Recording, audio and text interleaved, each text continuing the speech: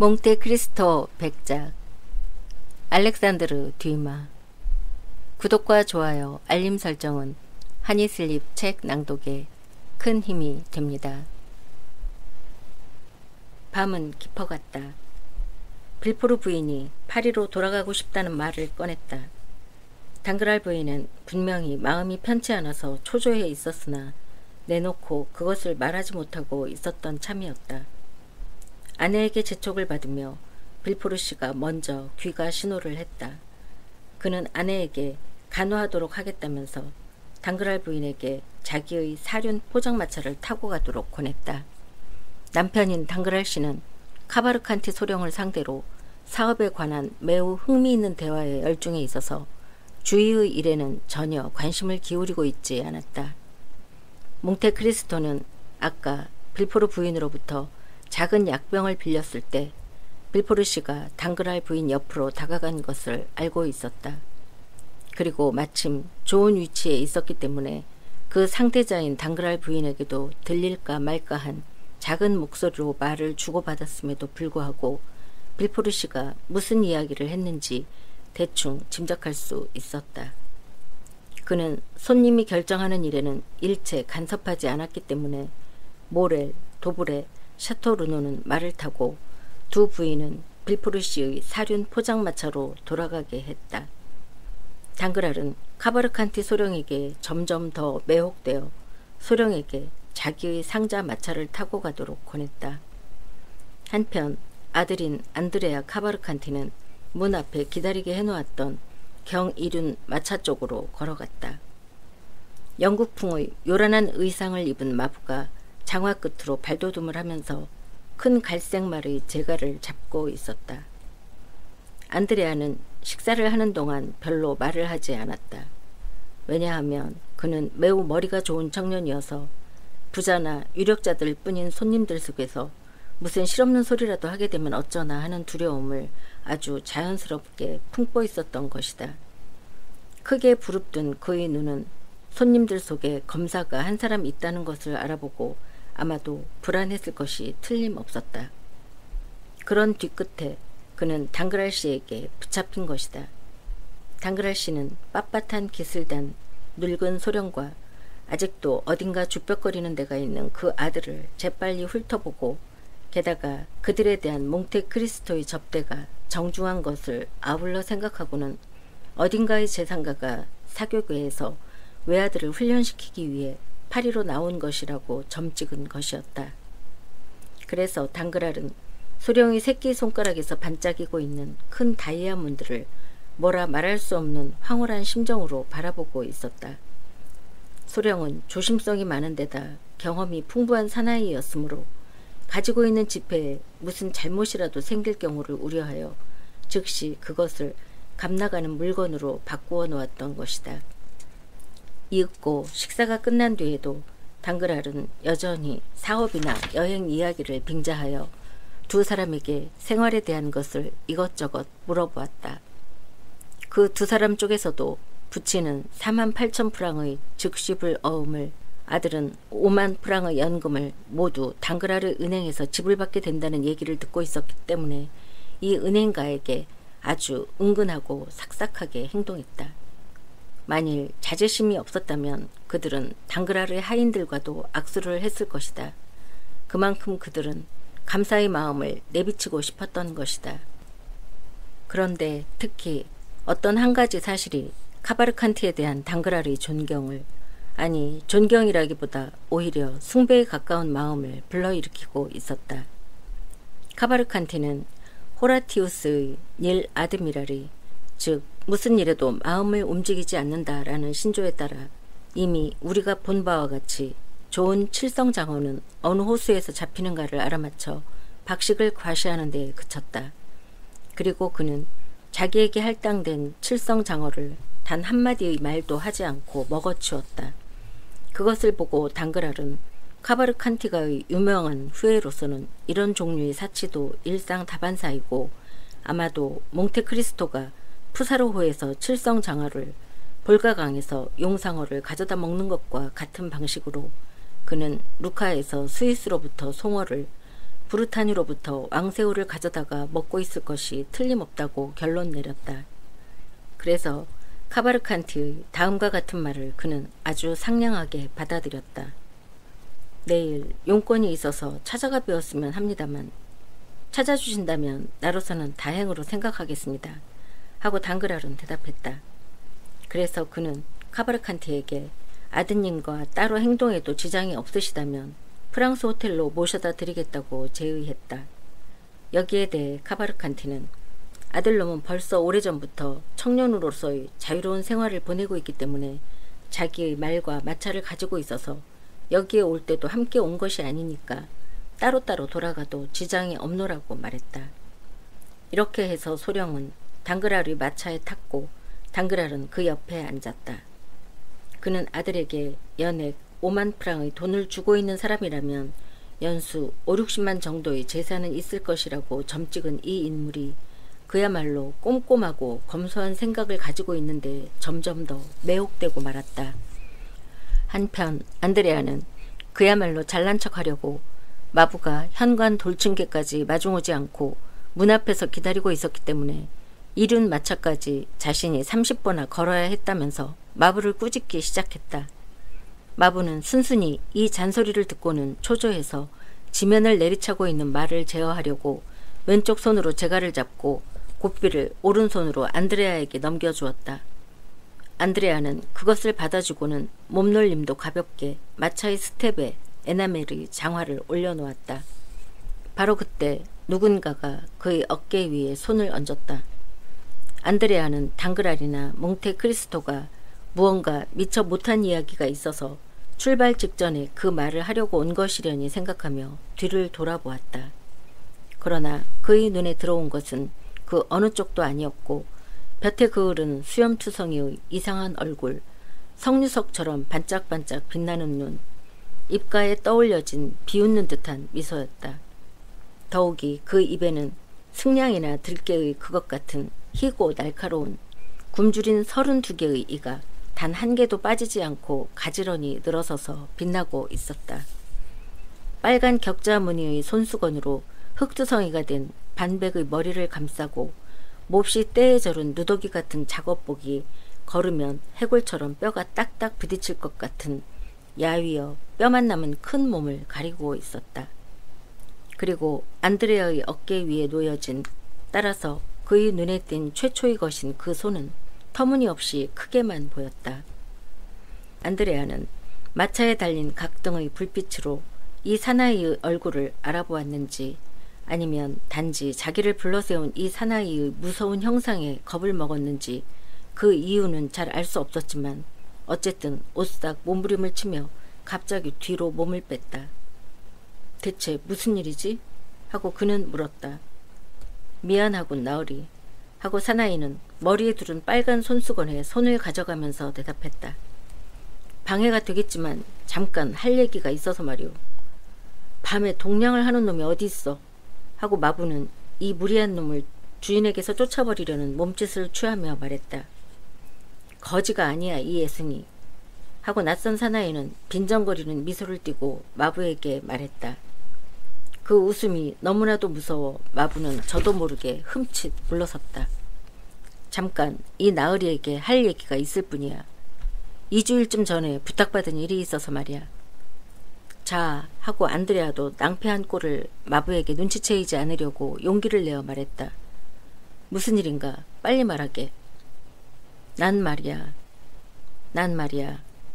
하고 그 빨간 두건이 사나이는 아주 나직한 목소리로 말했다. 파리까지 걸어가지 않아도 되게 해주었으면 좋겠단 말이야. 워낙 지쳐버려서 말이야. 게다가 자네처럼 맛있는 요리를 먹은 것도 아니어서 이렇게 서 있기조차 힘이 들 정도거든. 안드레아는 사나이의 이 친한 듯한 말투에 몸부림쳤다. 요컨대 하고 그는 사나이에게 말했다. 어떻게 해달라는 건가? 글쎄 자네의 이 훌륭한 마차에 태워서 데려다 주었으면 하는데. 안드레아는 얼굴빛이 달라졌다. 그러나 아무 대꾸도 하지 않았다. 그렇단 말이야 하고 빨간 두건의 사나이는 두 손을 주머니에 찔러넣고 도전하는 듯한 눈으로 안드레아를 바라보면서 말했다. 얼핏 그런 생각을 했단 말이야. 알아들었나, 베네데트? 그렇게 불리자 안드레아는 아마 생각을 달리한 모양이었다. 왜냐하면 마부에게 몸을 바싹 기대면서 이렇게 말했기 때문이다. 확실히 저 사나이에게 부탁한 일이 있어. 그리고 보고를 하라고 일러두었었지. 자네는 시몬까지 걸어가서 너무 늦지 않게 승합마차를 타고 돌아와 주게. 마부는 깜짝 놀라며 떠나갔다. 어떻든 어두운 곳으로 가세 하고 안드레아가 말했다. 아, 그럴 생각이라면 내가 좋은 곳으로 데리고 가지. 자, 따라와 보라고 하고 빨간 두건의 사나이가 말했다. 사나이는 말의 제갈을 잡고는 마차를 어두운 곳으로 끌고 갔다. 과연 여기라면 안드레아가 이 사나이를 무시하지 못하고 있다는 것을 아무에게도 눈치챌 걱정이 없었다. 알겠나? 하고 사나이는 안드레아에게 말했다. 뭐 구태여 훌륭한 마차에 태워달라는 것이 아니라고. 다만 지쳐있어서 말이야. 그리고 잠깐 일에 관해서 자네하고 할 얘기가 있어서. 괜찮으니까 자 타라고 하고 안드레아는 말했다. 한낮이 아닌 것이 유감스러웠다. 왜냐하면 젊고 산뜻하게 차려입은 안드레아가 마차를 몰고 있는 그 옆에 자수가 놓인 쿠션 위에 이 거지 사나이가 척하니 앉아있는 모습은 보기에도 진기한 광경이었기 때문이다. 안드레아는 마을 언저리의 집이 있는 곳까지 동행의 사나이에게 한마디도 말을 건네지 않고 말을 몰았다. 사나이 역시 이렇게 훌륭한 마차에 타고 가는 것이 기쁘다는 듯이 미소를 띤 채 말이 없었다. 오티유를 빠져나가자 안드레아는 아마 누가 보거나 듣는 사람이 없는지를 확인하기 위해서 주위를 둘러보았다. 그리고는 말을 세우고 빨간 두건의 사나이를 향해 팔짱을 끼고 말했다. 그런데 어떤 이유로 나를 방해하러 왔지? 무슨 소리?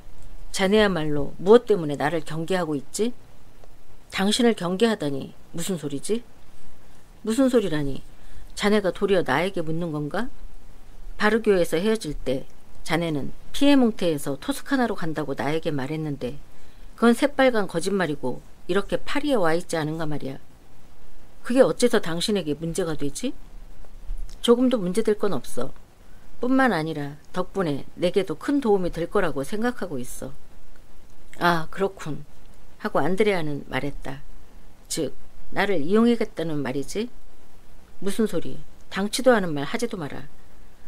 그렇게 생각하고 있었다면 어림도 없어요, 카도로스 씨.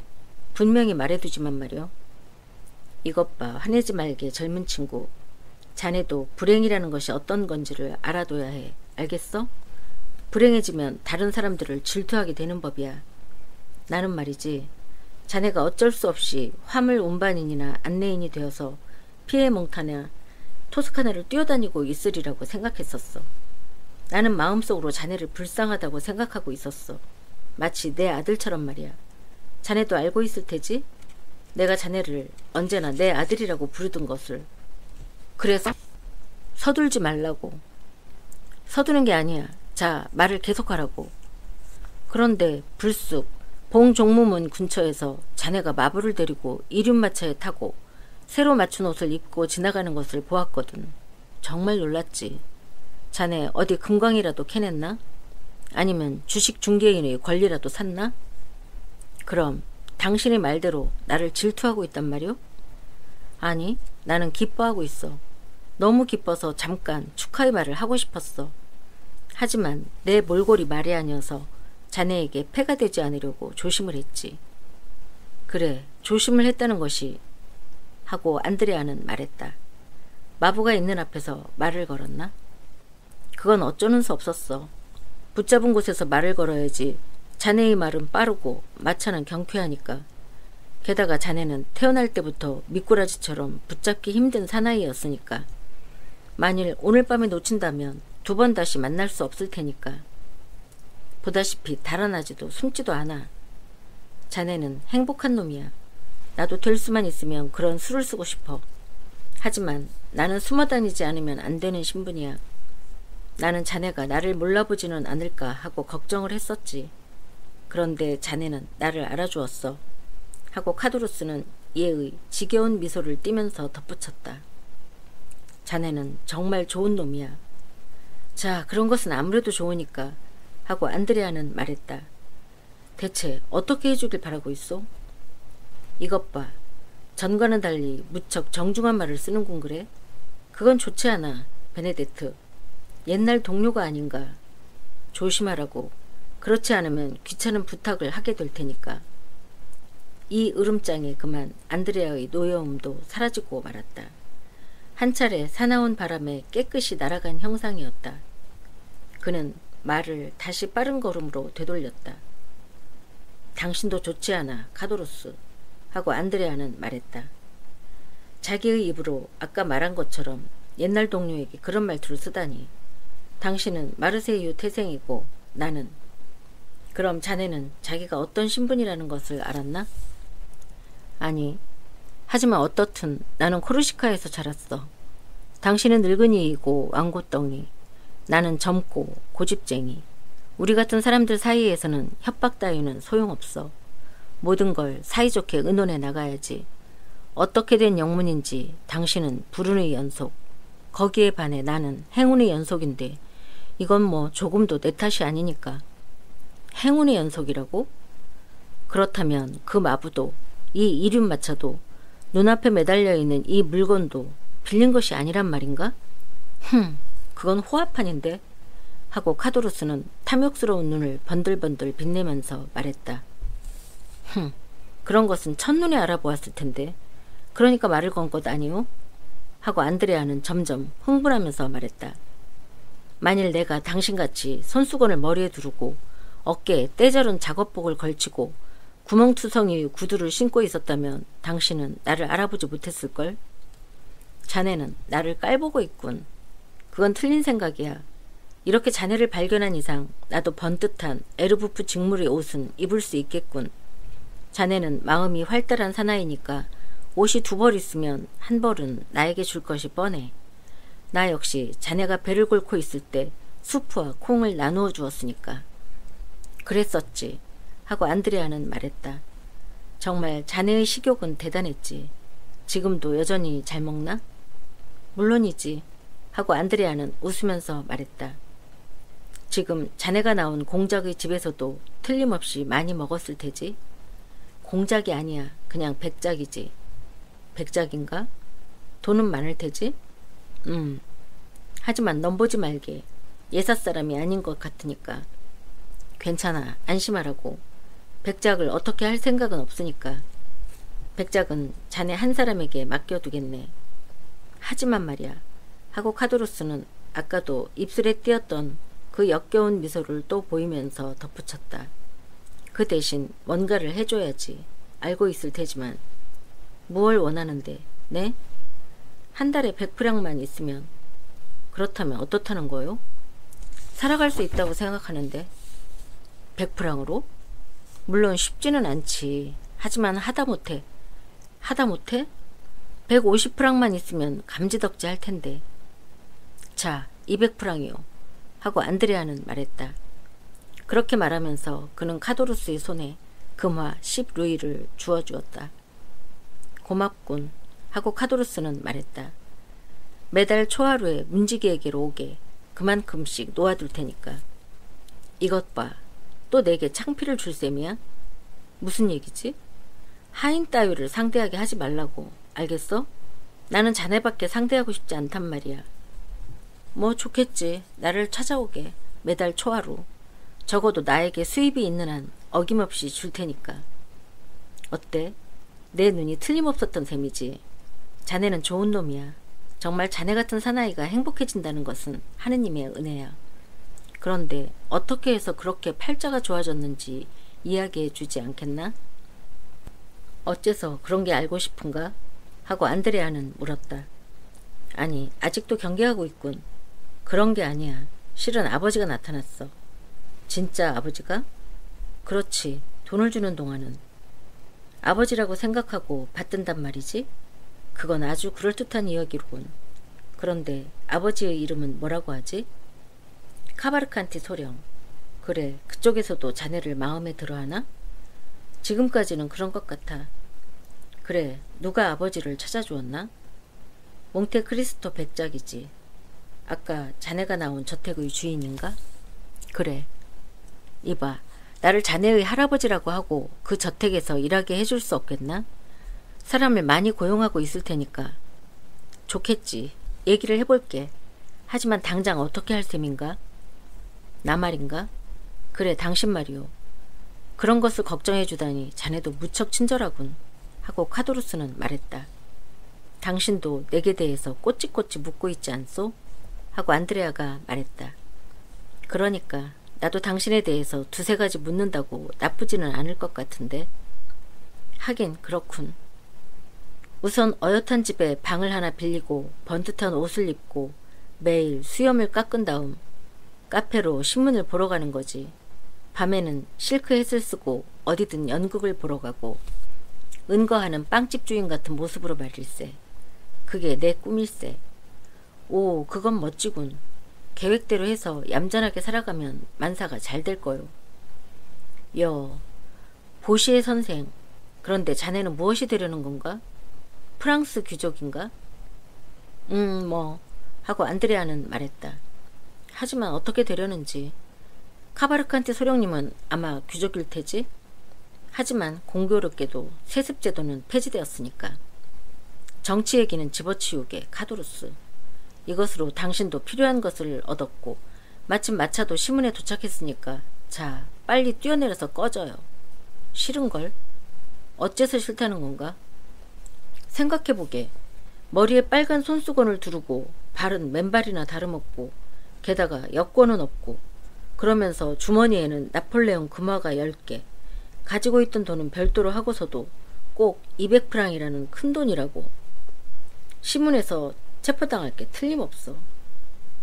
그렇게 되면 싫더라도 결백을 밝히기 위해 이 10개의 나폴레옹 금화를 자네에게서 받았다는 것을 말하지 않을 수 없게 되지. 그러면 조회를 한다, 조사를 한다, 한바탕 법석을 떨게 되고 그러다 보면 내가 툴롱의 감옥에서 탈출한 것이 드러나서 헌병대로 끌려다니고 끝내는 먼 지중해까지 보내지게 된단 말이야. 그리고는 그대로 본래의 수인 106호로 되돌아가게 되지. 그러면 은거한 빵집 주인을 흉내내려는 꿈도 끝장이거든. 그런 것은 딱 질색이야. 나는 파리에서 보란듯이 살고 싶단 말일세. 안드레아는 미간을 찡그렸다. 카바르칸티 소령의 아들로 급조된 이 청년은 스스로도 자랑하고 있었듯이 꽤 만만찮은 사나이였다. 그는 잠깐 말을 멈추고 주위를 재빨리 둘러보았다. 그리고 탐색하는 듯한 시선으로 한 바퀴 둘러보고는 손을 조끼 속으로 슬며시 미끄러지듯이 집어넣고 포켓용 권총의 방아쇠를 어루만지기 시작했다. 그러나 카도루스 쪽도 그동안 동료에게서 눈을 떼지 않고 있었기 때문에 두 손을 등 뒤로 돌려 만일에 대비해서 항상 몸에 지니고 다니는 긴 스페인 나이프를 살그머니 빼어들었다.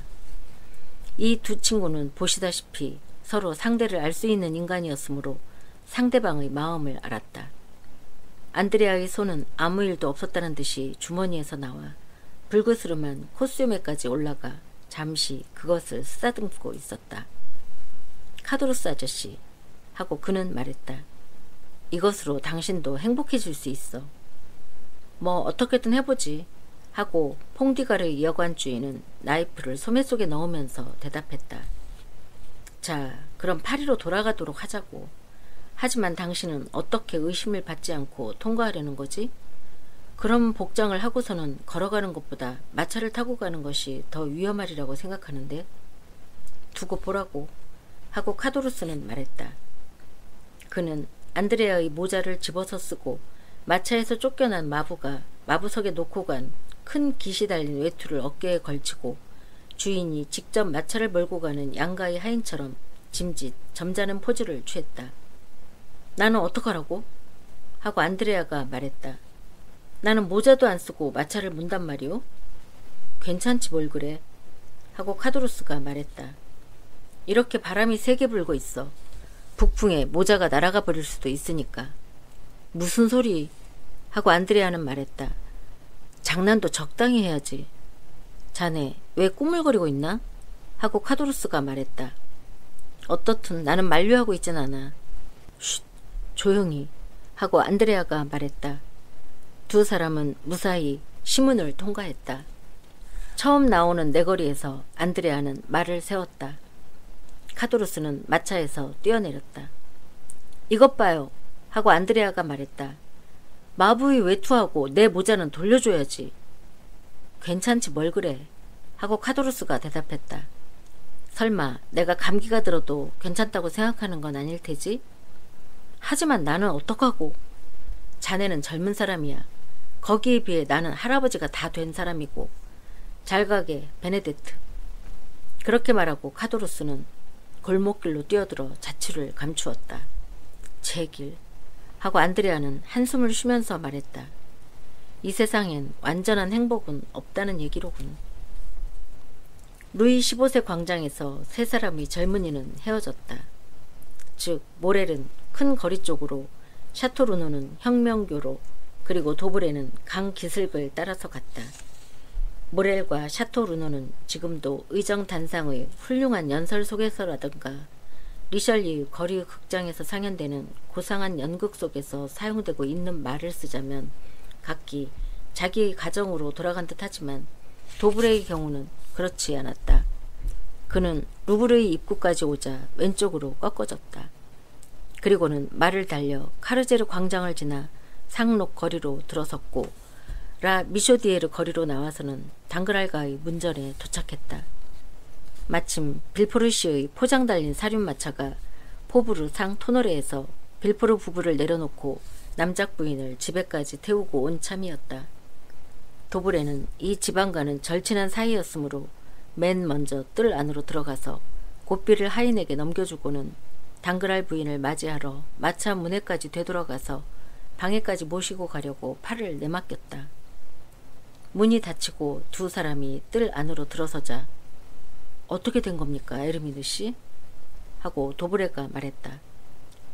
백작의 그런 이야기, 아니 이야기라기보다도 실없는 농담 따위에 어째서 기분을 상하셨지요? 오늘 밤은 내가 무척 몸이 불편했었어요. 하고 남작 부인이 대답했다.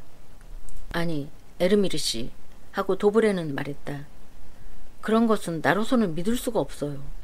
백작의 저택에 도착했을 때 당신은 오히려 무척 활기가 있었잖아요. 당그랄 씨 쪽은 확실히 조금 기분이 좋지 않더군요. 하지만 나는 남편의 기분 따위에는 당신이 별로 신경을 쓰지 않는다는 것을 잘 알고 있어요. 누군가가 무슨 일을 했지요? 들려주세요. 당신이 무리한 일을 당하는 것을 내가 가만히 보고 있지 않을 거라는 것을 잘 알고 있을 테죠? 그것은 당신의 착각이에요, 루시앙 씨. 정말이에요. 하고 당그랄 부인은 말했다. 당신에게 이야기한 대로예요. 게다가 당신도 눈치챘듯이 남편의 기분도 언짢았지만 그런 것은 이야기할 필요도 없다고 생각했어요.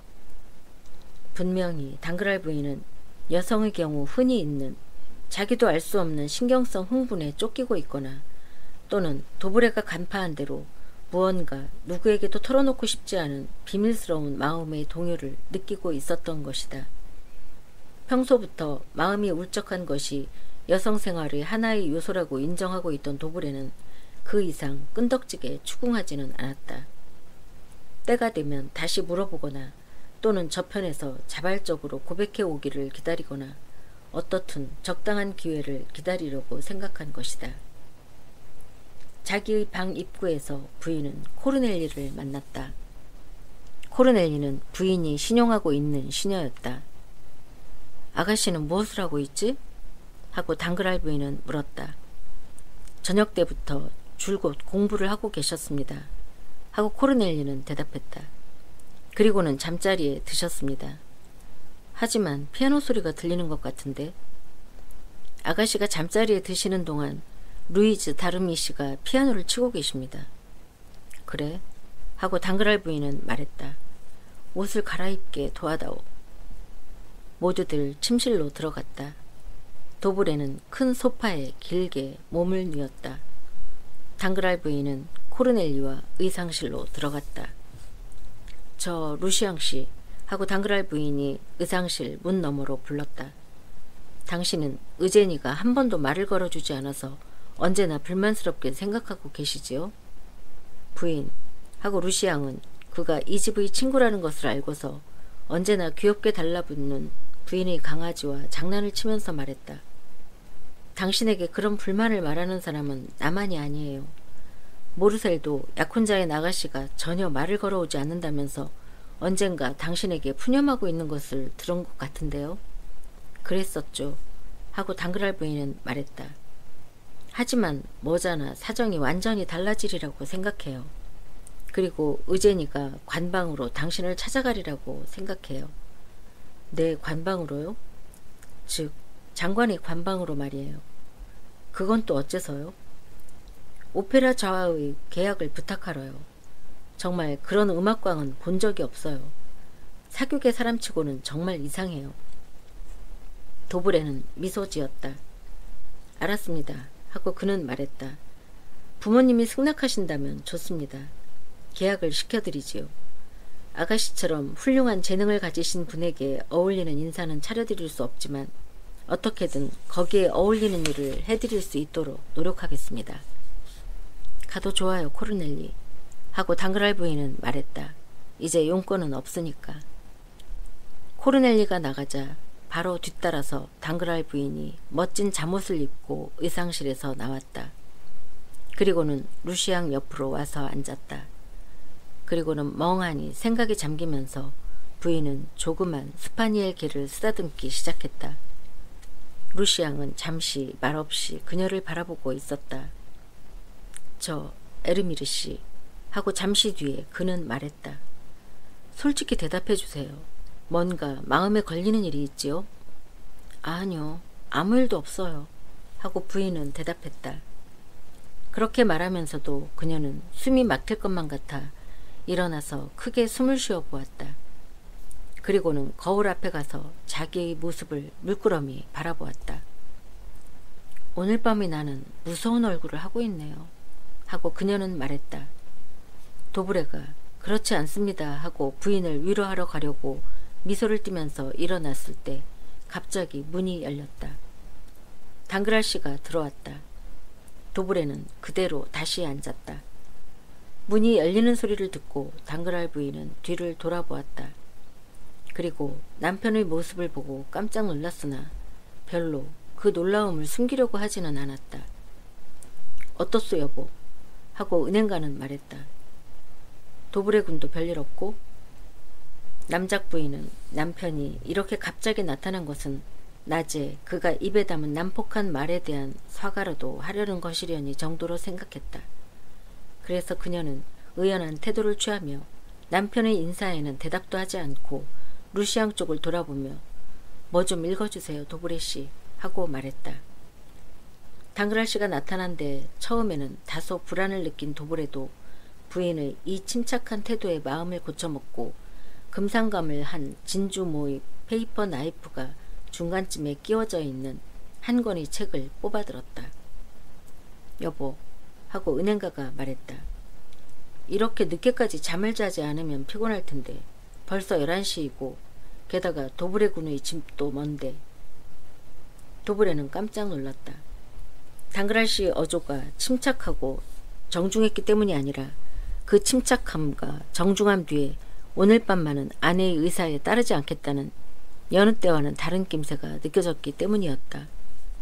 부인 역시 깜짝 놀랐다. 그 놀라움은 그녀의 눈에 또렷이 나타나 있었다. 만일 당그랄 씨가 신문을 보면서 그날의 마감 시세를 찾고 있지 않았다면 그도 아마 아내의 그러한 눈에서 무엇인가를 깨달았을 것이다. 그러나 당그랄 씨의 시선이 신문에 집중되어 있었으므로 부인의 그러한 오만한 시선도 헛되이 남편을 쏘아보았을 뿐 아무런 효과도 나타낼 수 없었다. 루시앙 씨 하고 부인은 말했다. 분명히 말씀드리지만 나는 조금도 졸리지 않아요. 그리고 오늘 밤에는 당신에게 하고 싶은 이야기가 많아요. 설사 선체로 졸아도 상관없으니까 밤새 내 얘기를 들어주세요. 알겠습니다, 부인. 하고 도브레는 냉정하게 대답했다. 도브레군. 하고 이번에는 당그랄 씨가 말했다. 구태여 오늘 밤 무리해서까지 집사람의 실없는 이야기를 듣지 않아도 좋아요. 내일이라도 괜찮을 테니까요. 오늘 밤은 나한테 양보해 주세요. 오늘 밤은 나를 위해서 활용하고 싶어요. 양해해 주신다면 오늘 밤 집사람과 중대한 용건에 대해서 얘기하고 싶어요. 이번에야말로 당그라리 공격을 정면으로 직접 받게 되어 루시앙도 부인도 멍해졌다. 두 사람은 이 공격에 대해 서로 도움을 청하듯이 눈과 눈을 마주쳤다. 그러나 가장의 절대적인 힘이 승리를 차지하여 당그랄이 승리자가 되었다.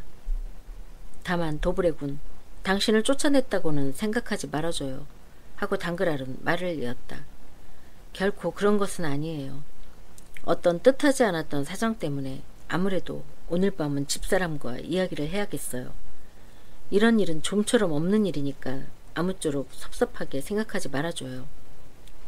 도브레는 더듬거리면서 두세 마디 중얼거리고 가볍게 인사를 하고는 아탈리에에 나오는 마탕처럼 여기저기 모서리에 부딪히면서 나가버렸다. 도무지 믿을 수가 없군 하고 문이 등 뒤에서 닫히자 도브레는 중얼거렸다. 언제나 바보라고 생각했던 남편이 어렵지 않게 이쪽을 굴복시키다니. 루시앙이 나가자 당그랄은 지금까지 루시앙이 앉아있던 소파에 털썩 주저앉아 펼쳐진 채로 있던 책을 덮고는 무척 의젓한 태도를 취하면서 개와 장난치기 시작했다. 그러나 도브레에 대한 것만큼 그와는 친하지 않았던 개가 물려고 덤볐기 때문에 그는 개의 목을 움켜쥐고 방 저편에 있는 소파 위로 집어던졌다. 개는 공중을 날면서 비명을 질렀다. 그러나 의자에 떨어지자 쿠션 뒤에 웅크리고는 지금까지 받아본 적이 없는 이런 거친 취급에 겁을 먹었는지 소리도 지르지 않고 꼼짝도 하지 않았다. 여보, 하고 부인은 눈썹 하나 까딱하지 않고 말했다.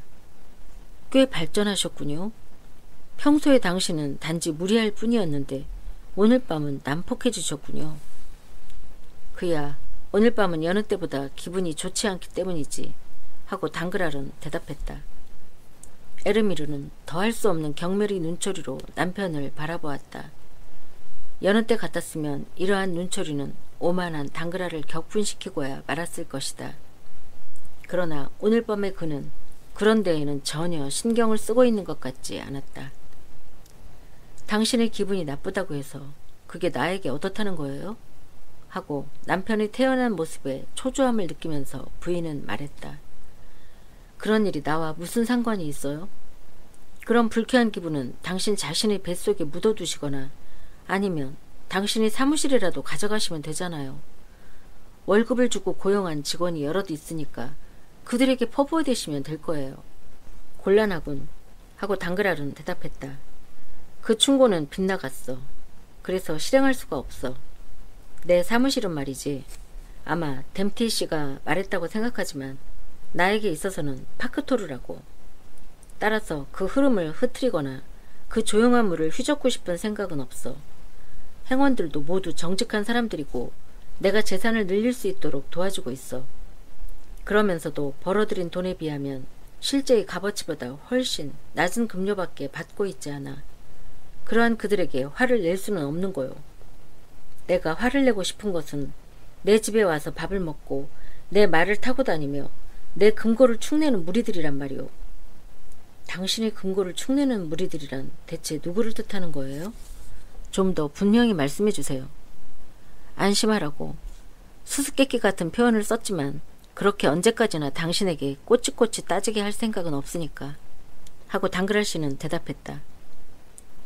내 금고를 축내는 무리란 불과 1시간 동안에 70만 프랑이나 끄집어내가는 놈들 얘기지. 무슨 얘기인지 도무지 알 수 없군요. 하고 부인은 목소리의 떨림과 얼굴의 홍조를 동시에 숨기려고 애쓰면서 말했다. 무슨 소리요? 잘 알고 있을 텐데. 하고 당그랄은 말했다. 그렇게 언제까지나 시치미를 뗄 생각이라면 분명히 말하지만 나는 스페인 공채에서 70만 프랑이나 손해를 보았어. 어머 놀라워라. 하고 부인은 비웃음을 섞어가며 말했다. 당신은 그 책임이 나에게 있다고 말하는 거예요? 그렇지 않은가? 당신이 70만 프랑을 손해본 것이 내 탓이라고요? 어떻든 내 탓은 아니니까. 여보, 나는 분명히 하고 부인은 남편에게 여유를 주지 않고 신랄한 목소리로 되받았다. 돈 얘기는 절대로 나에게 하지 말라고 얘기했을 텐데요. 부모님 집에서도 첫 남편의 집에서도 돈에 대한 말은 배우지 않았으니까요. 그야 물론 그럴 테지 하고 당그랄은 말했다. 양쪽 집 모두 돈이라고는 한 푼도 없었으니까. 그 덕분에 이곳에선 아침부터 밤까지 귀가 따갑도록 들어야 하는 은행가의 말을 그 사람들에게서는 배우지 않아도 되었어요. 잘랑잘랑 세어보고는 다시 고쳐 세는 그 지겨운 소리. 그 소리보다도 불쾌한 소리가 있다면 당신의 목소리 정도예요. 정말 하고 당그랄 씨는 말했다. 그건 이상하군. 나는 당신이 내가 하는 일에 무척 흥미를 느끼고 있다고 생각하고 있었는데. 내가 말이에요? 그런 바보 같은 생각을 누가 당신에게 불어넣었을까요? 당신 자신이지. 설마. 그렇다니까. 어떤 때 그렇게 했는지 묻고 싶군요. 쉬운 일이지. 금년 2월 당신이 먼저 하이티 공채의 이야기를 꺼냈소. 당신은 꿈속에서 르 아브르에 입항한 배가 무기 연기된 것으로 생각되고 있던 공채의 지불이 곧 시작된다는 소식을 가지고 왔다고 나에게 이야기했소. 나는 당신의 꿈이 잘 들어맞는다는 것을 알고 있었기 때문에 몰래 손을 써서 하이티 공채의 이표를 살 수 있는 데까지 사서 40만 프랑을 벌었어. 그 중의 10만 프랑은 틀림없이 당신에게 주었소. 당신은 그 돈을 당신이 쓰고 싶은 대로 썼지만 그것은 나와 관계없는 일이오. 다음에는 3월에 철도 영업인가 문제가 생겼소. 세 개의 회사가 같은 액수의 보증금을 걸고 그 권리를 따려고 했소. 당신의 직관에 의하면 당신 스스로는 투기에 대해서 전혀 모른다고 말하고 있었지만 천만에 어떤 문제에 관해서는 당신의 직관은 매우 뛰어나다고 나는 생각하고 있소. 그 권리는 남프랑스의 회사에 떨어질 것이 틀림없다고 당신은 말했소. 그래서 나는 곧 그 회사의 주를 3분의 2나 사들였소. 아니나 다를까 당신이 말한 대로 권리는 그 회사에 떨어져서 주가는 3배로 뛰어올라 덕분에 나는 100만 프랑을 벌었소. 그 중의 25만 프랑은 용돈으로 당신에게 주었소. 그 25만 프랑은 어디에 썼소?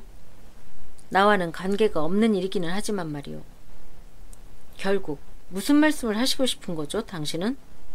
하고 부인은 분하고 초조해서 몸을 떨면서 소리질렀다. 그렇게 덤빌 것 없소. 곧 끝날 테니까. 그거 참 고맙군요. 4월에 당신은 장관댁에 식사 초대를 받았소. 스페인 이야기가 나와서 당신은 비밀을 듣게 되었소. 즉, 돈 카를로스가 추방되리라는 이야기 말이오. 나는 스페인 공채를 샀소. 추방은 실제로 이루어져서 카를로스 5세가 비다수아 강을 다시 건너서 스페인으로 귀환한 날 나는 60만 프랑을 벌었어. 그 60만 프랑 중에서 당신은 5만 에큐를 받았어. 그 돈은 당신의 것이니까 당신은 그것을 마음대로 사용했어. 나는 그것을 어디에 사용했는지 물어볼 생각은 없어. 어떻든 올해 들어와서 당신이 50만 리블이라는 돈을 받은 것은 사실이오. 그래서요? 그래서요라니. 알겠어? 바로 그 뒤부터 일이 제대로 풀리지 않았단 말이오. 꽤 점잖게 말하시는군요. 정말. 생각하는 바를 나타내기만 하면 말은 어떻게 해도 좋은 거요. 그런데 그때부터란 것은 사흘 전의 일이오. 즉 사흘 전에 당신은 도브레군과 정치 이야기를 했소. 그 이야기 속에서 당신은 돈 카를로스가 스페인으로 돌아왔다는 확신을 잡았다고 생각했소. 그래서 나는 공채를 팔았소. 정보가 널리 퍼져서 공황이 일어나 나는 팔기 어려워서 그냥 내버린 거나 마찬가지 꼴이 되고 말았어. 그런데 다음 날이 되자 그 정보가 허보였다는 것이 알려졌고 그 허보 덕분에 나는 70만 프랑이라는 돈을 잃어버리고 말았소. 그래서요? 그래서 말이오. 벌었을 때 당신에게 4분의 1을 주었으니까 손해보았을 때는 당신으로부터 4분의 1을 받아내지 않으면 안 되겠단 말이오. 70만 프랑의 4분의 1이니까 17만 5천 프랑이오. 정말 엉뚱한 말씀을 하시는군요. 더욱이 이런 얘기에 어떻게 도브레 씨의 이름을 끄집어내는지 나로서는 알 수가 없군요. 즉, 만일 당신에게 17만 5천 프랑이 없을 경우에는 그것을 친구에게 빌리면 되고 도브레군은 당신 친구 중의 한 사람이라는 얘기요. 당치도 않아요. 하고 부인은 소리 질렀다. 그런 몸짓을 하거나 그런 소리를 지르는 요즘식의 연극은 집어치워요. 그렇지 않으면 나는 어쩔 수 없이 당신에게 이렇게 말하지 않으면 안 돼요.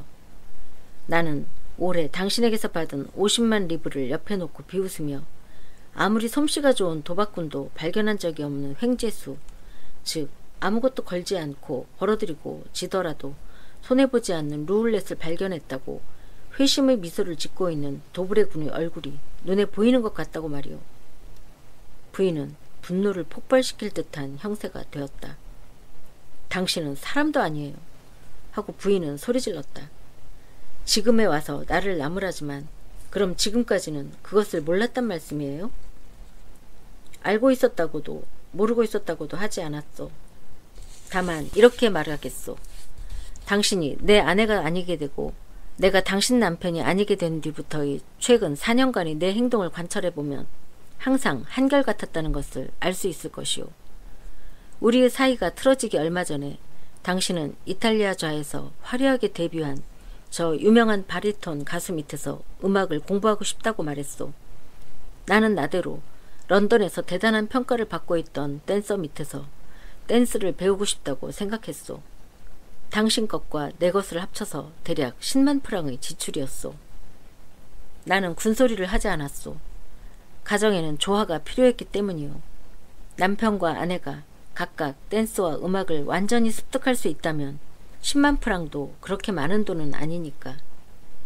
그런데 당신은 곧 음악의 실증을 느끼고 이번에는 장관 비서관을 상대로 외교를 공부하고 싶다고 했소.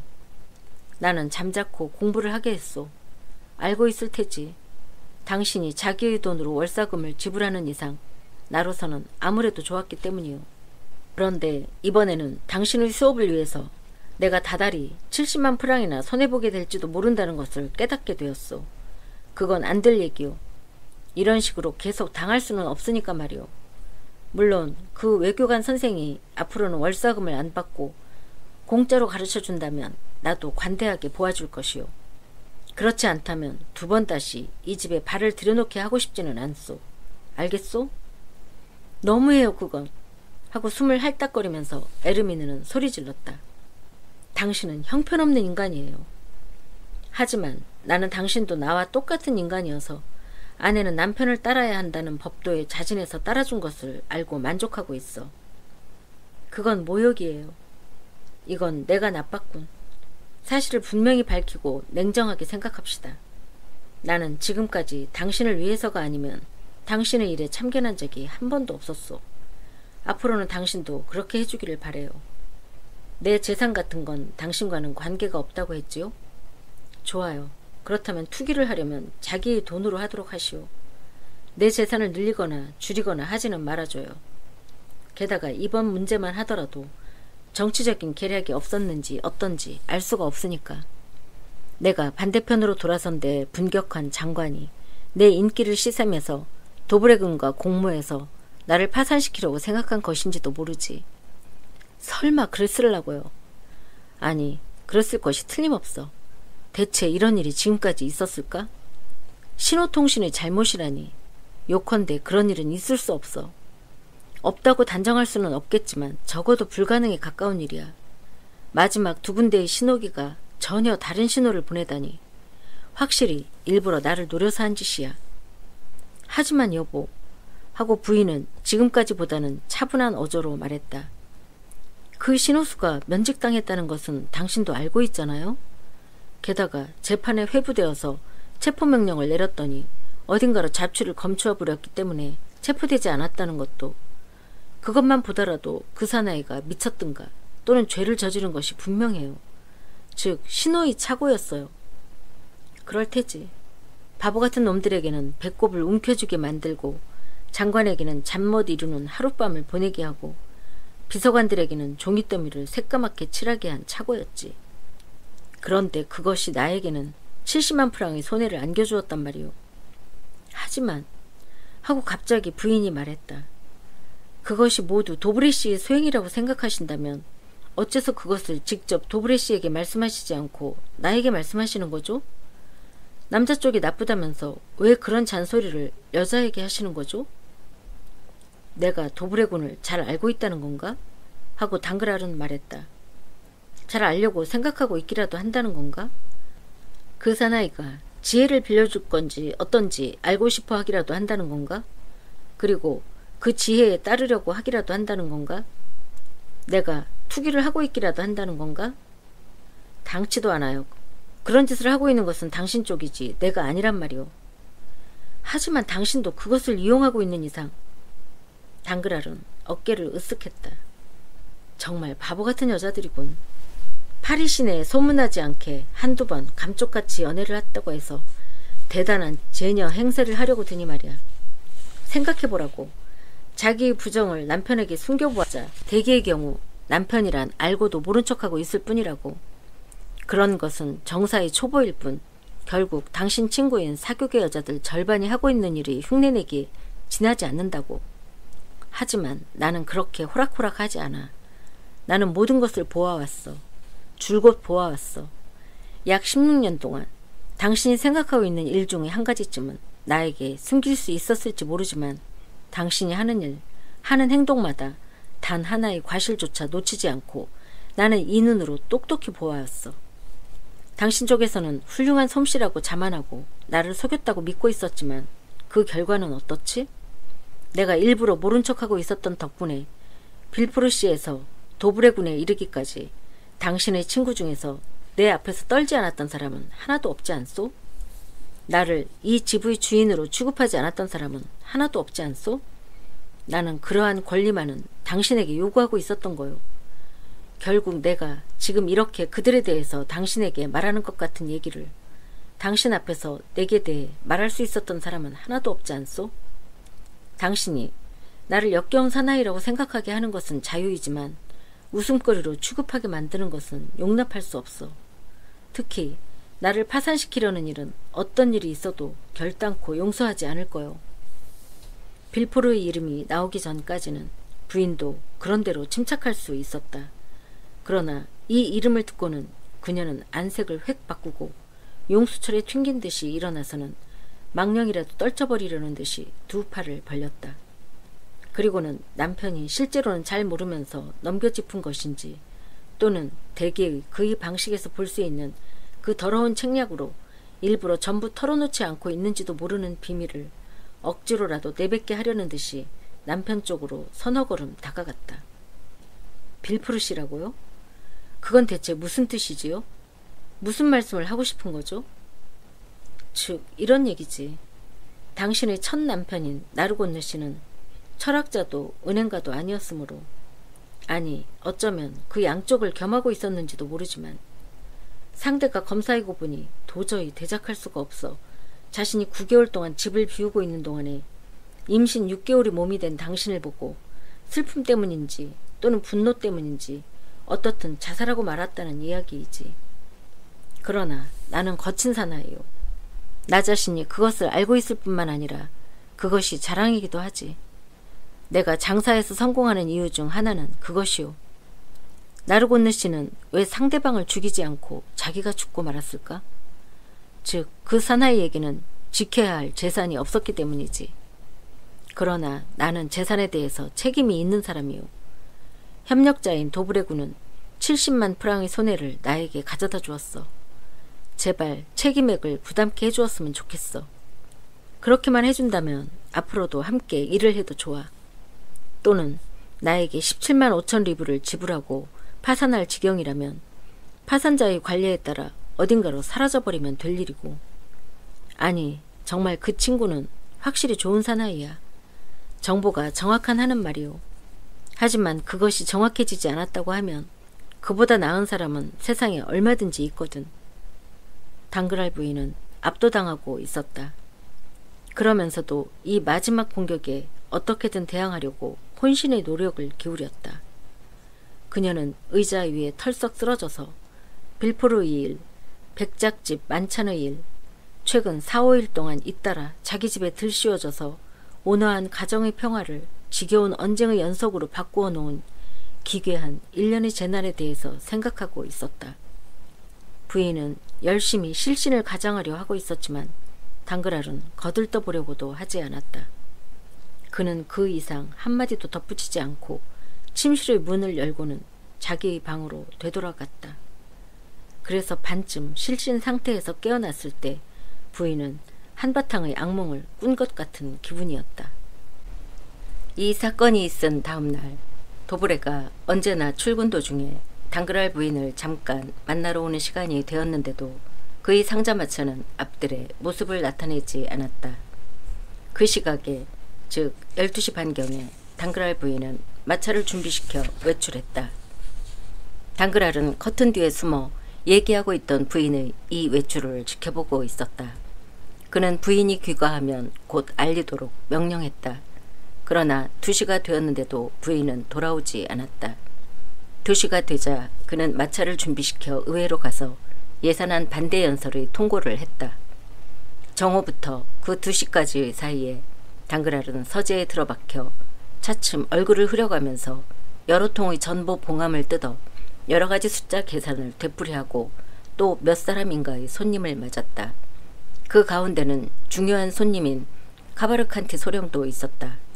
여전히 푸른 옷을 입고 여전히 딱딱한 모습의 꼼꼼한 소령은 당그랄 씨와의 용건을 처리하기 위해 어젯밤에 약속한 시각에 정확히 맞추어서 모습을 나타냈다.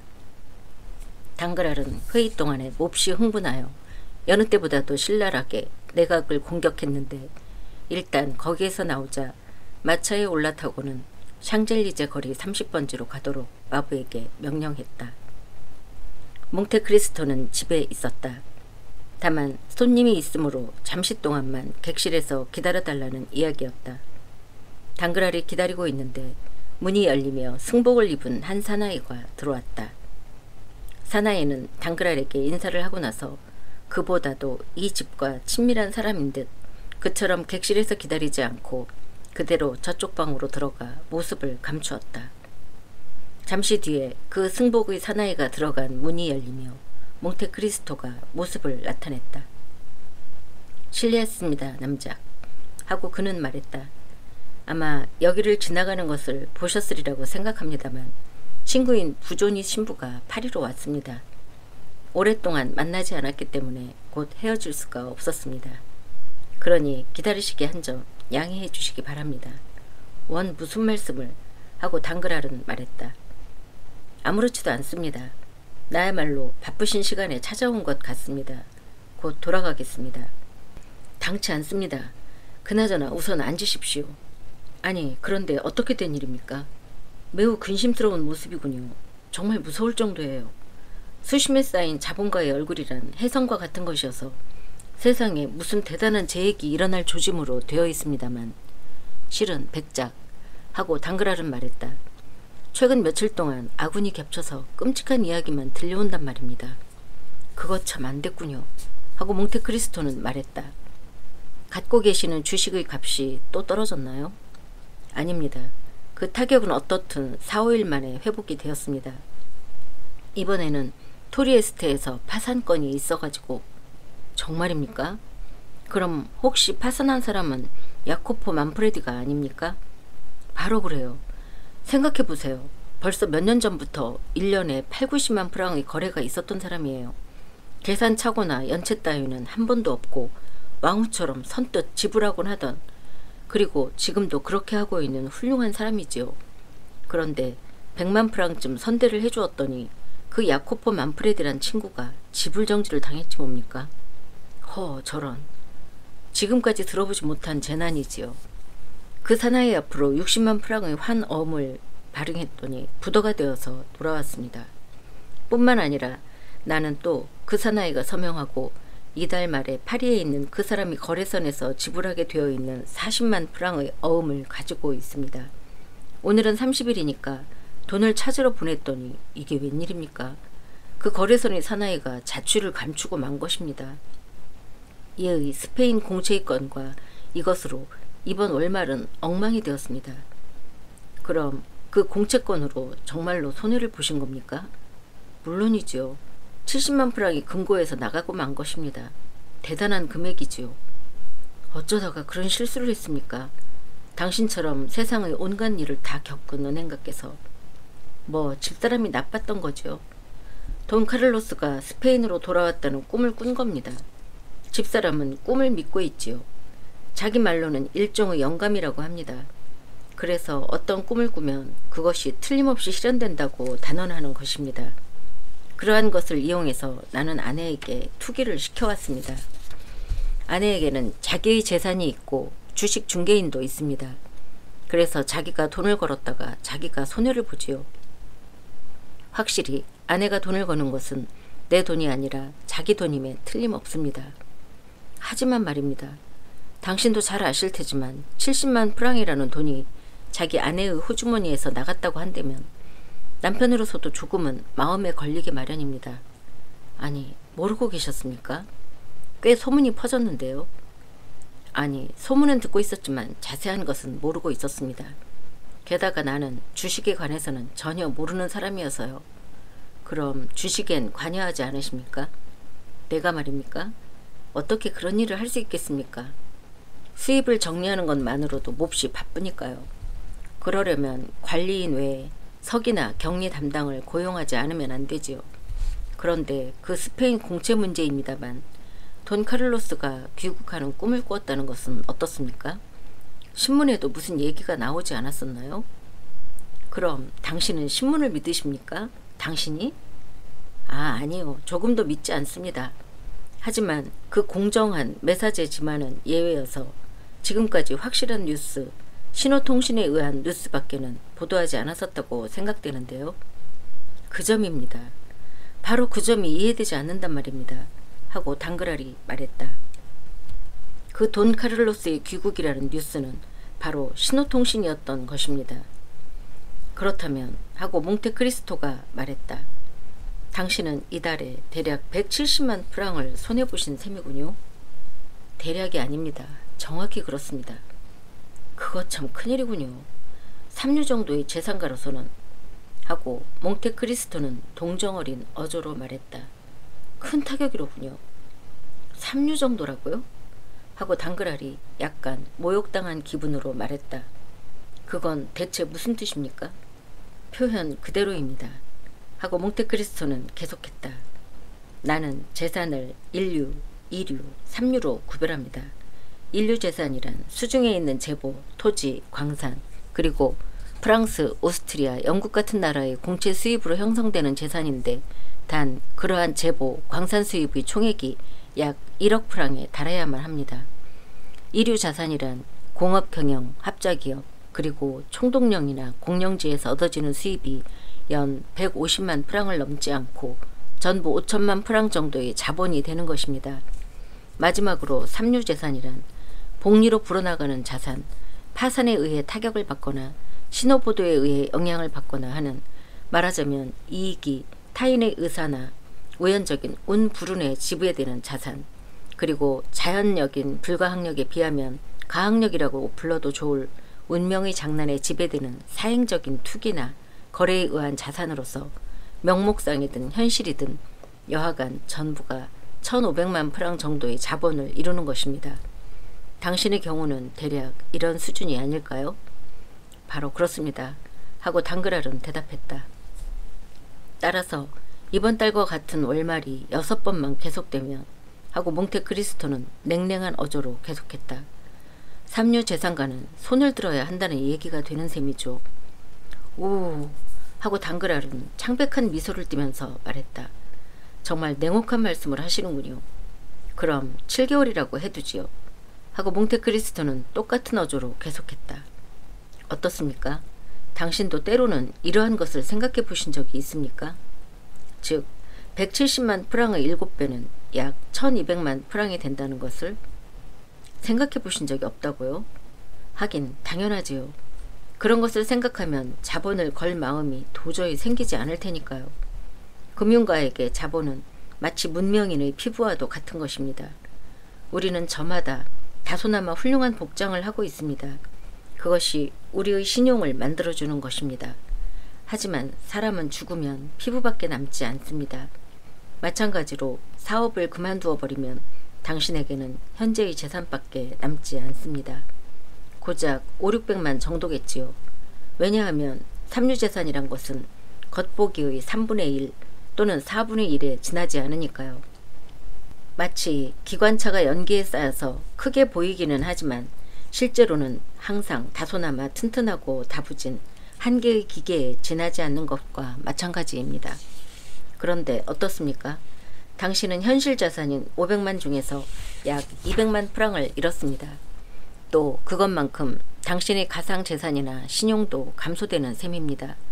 즉 당그랄씨, 당신의 피부가 찢어져서 피가 흐른 셈인데 이 출혈이 4번 되풀이되면 목숨을 잃게 됩니다. 조심하세요 당그랄씨. 돈이 필요치 않습니까? 필요하시다면 돌려드릴까요? 그건 대단한 착각이십니다.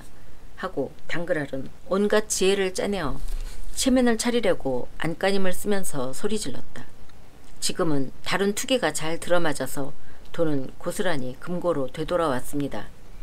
출혈에서 흘린 피는 영양을 섭취한 덕분에 되찾을 수 있었습니다. 확실히 스페인에서 깨지고 토리에스테에서도 패배의 쓴잔을 들었지만 나의 인도 함대는 큰 범선을 몇 척 납포해 주었고 멕시코에 파견한 개척대도 어딘가에 금광을 발견했을 것입니다. 그건 참 좋은 일이군요. 하지만 상처 자국은 남아있을 것입니다. 다시 실패하는 날엔 그 상처가 다시 입을 벌릴 것입니다. 괜찮아요. 확실한 길을 걷고 있으니까요. 하고 당그랄은 자기의 신용을 선전하는 것을 업으로 삼는 싸구려 정사꾼처럼 얼토당토 않은 말을 계속 짓거렸다. 나를 쓰러뜨리려면 정부가 서너 개 붕괴해야 할 것입니다. 그런 일은 실제로 있었지요. 대지에 수확이 없어졌다는 일이라도 벌어지지 않는 한 7마리의 살찐 소와 7마리의 야윈 소의 이야기가 있지요. 아니면 파라오의 시대에 있었던 것처럼 바다가 마르기라도 하지 않는 한 그나저나 바다는 여러 개 있으니까 배는 대상과 같은 방법으로 항진하기만 하면 될 것입니다. 그거 참 좋습니다. 아주 좋습니다. 당그랄씨. 하고 몽테크리스토는 말했다. 네, 착각이었습니다. 당신은 이류의 재산가에 속하는 것 같군요. 나도 그 명예를 바라볼 자격이 있다고 생각합니다. 라고 말하며 당그랄은 얘의 틀에 박힌 미소를 지었다. 그 미소는 몽테크리스토에게 서툰 화가가 폐허 위에 을에 그려넣는 저 덕지덕지 칠한 달을 연상케 했다. 그런데 마침 사업 이야기가 나왔으니 말입니다만 하고 당그랄은 화제를 바꿀 계기가 생긴 것을 기뻐하면서 말을 계속했다. 잠깐 묻겠습니다만 카바르칸티 씨에게는 어떻게 해드리면 좋을까요? 그 사람이 당신 앞으로 된 어음을 가지고 있고 그 어음이 완전한 것이라고 생각된다면 지불하는 것이 좋겠지요. 좋습니다. 오늘 아침 부조니 씨가 발행하고 당신의 일람불 그리고 당신 자신의 이서로 내 앞으로 뗀 4만 프랑의 어음을 가지고 찾아오셨더군요. 그래서 즉시 4만 프랑 전액을 한 몫으로 건네주었습니다. 몽테크리스토는 그렇게 하는 것이 좋다는 듯이 고개를 끄덕거렸다. 그것뿐이 아닙니다. 하고 당그랄은 말을 이었다. 내 은행에서 아드님의 구좌를 개설하셨습니다. 실례입니다만 아들에게는 얼마를 주던가요? 월 5천 프랑입니다. 1년에 6만 프랑이군요. 그 정도일 것이라고 생각했었지요. 하고 몽테크리스토는 어깨를 움츠리면서 말했다. 카바르칸티가의 사람들은 워낙 인색하니까요. 젊은 사람이 한 달에 5천 프랑으로 무엇을 할 수 있단 말입니까?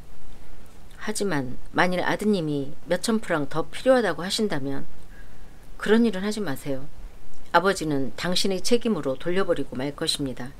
당신은 이탈리아의 백만장자라는 것을 너무 모르십니다. 그들은 철저한 수전노이지요. 그런데 그 구자의 거래 상대는요? 펜치상회입니다. 피렌체에서도 인류에 속하는. 당신에게 손해가 돌아온다고는 하지 않겠습니다. 그렇다면 당신은 카바르칸티 씨를 신용하시지 않는단 말입니까? 아닙니다. 그 사람의 서명이 있으면 나는 1000만 프랑이라도 지불할 겁니다. 그 사람도 아까 말씀드린 이류의 재산가에는 포함되니까요. 당그랄씨. 그렇다면 꽤 검소한 분이군요. 나는 고작 단순한 소령 정도일 것이라고 생각할 뻔했습니다. 그러는 편을 그쪽도 좋아했을 것입니다. 당신이 말씀하시는 대로 원체 신통치 않은 사람이니까요. 처음 만났을 때는 견장을 단 채 곰팡이가 쓴 늙은 중이라는 인상을 받았습니다. 하지만 이탈리아인이란 모두가 그렇답니다. 그들은 동양의 도사처럼 남의 눈을 현혹하지 못할 때는 마치 늙은 유태인과 똑같지요. 아드님 편이 낫군 하고 당그랄이 말했다. 그렇지요. 약간 소심할는지는 모르지만 하지만 어떻든 그거라면 괜찮을 것입니다. 실은 조금 걱정하고 있었습니다만. 그건 무슨 말씀이지요? 당신이 내 집에서 그 청년을 만나신 것은 적어도 내가 들은 바로는 그가 사교계에 갓 들어왔을 때니까요. 그때까지는 매우 엄격한 가정교사와 함께 여행을 하고 있어서 파리에 온 적이 없었지요. 그런 이탈리아 상류계급의 사람들은 모두 끼리끼리 인연을 맺는 습관이 있는 모양이죠. 하고 당그랄은 아무렇지도 않은 듯이 물었다. 즉 서로의 재산을 한데 모으고 싶은 거겠죠 아마? 습관으로서는 그렇습니다. 하지만 카바르칸티는 괴짜여서 절대로 남들과 똑같이 행동하지 않습니다. 그 사나이는 아들이 색시감을 찾기 위해 아들을 프랑스로 데리고 온 것이 아닌가 나는 보고 있습니다만. 그렇게 생각하십니까? 틀림없이 그럴 겁니다. 그래, 그 사람의 재산에 대해서 들으신 것이 있습니까? 언제나 그것이 화제가 되곤 하죠. 어떤 사람은 몇백만이라고 하는가 하면 또 어떤 사람은 무일푼이라고도 하니까요. 그래, 당신 자신의 의견은 어떻습니까? 그대로 신용하시면 곤란합니다. 이것은 순전히 내 개인의 의견이니까 말입니다. 하지만 어떻든 내 개인의 생각으로는 이렇습니다. 옛날의 이탈리아의 행정장관이나 용병대장은 모두, 왜냐하면 저 카바르칸티 일족도 군대를 이끌고 몇몇 주를 통치하고 있었기 때문입니다만, 즉 내 생각에 의하면 그들은 수백만의 제보를 어딘가에 묻어두고 그 장소는 장남만이 알고 있으며 그리고 대대로 그것을 장남에게만 전해 내려가는 것입니다. 그 증거로는 그들은 모두 공화국 시대의 플로린 구마와 똑같은 누렇게 뜬 얼굴을 하고 있습니다.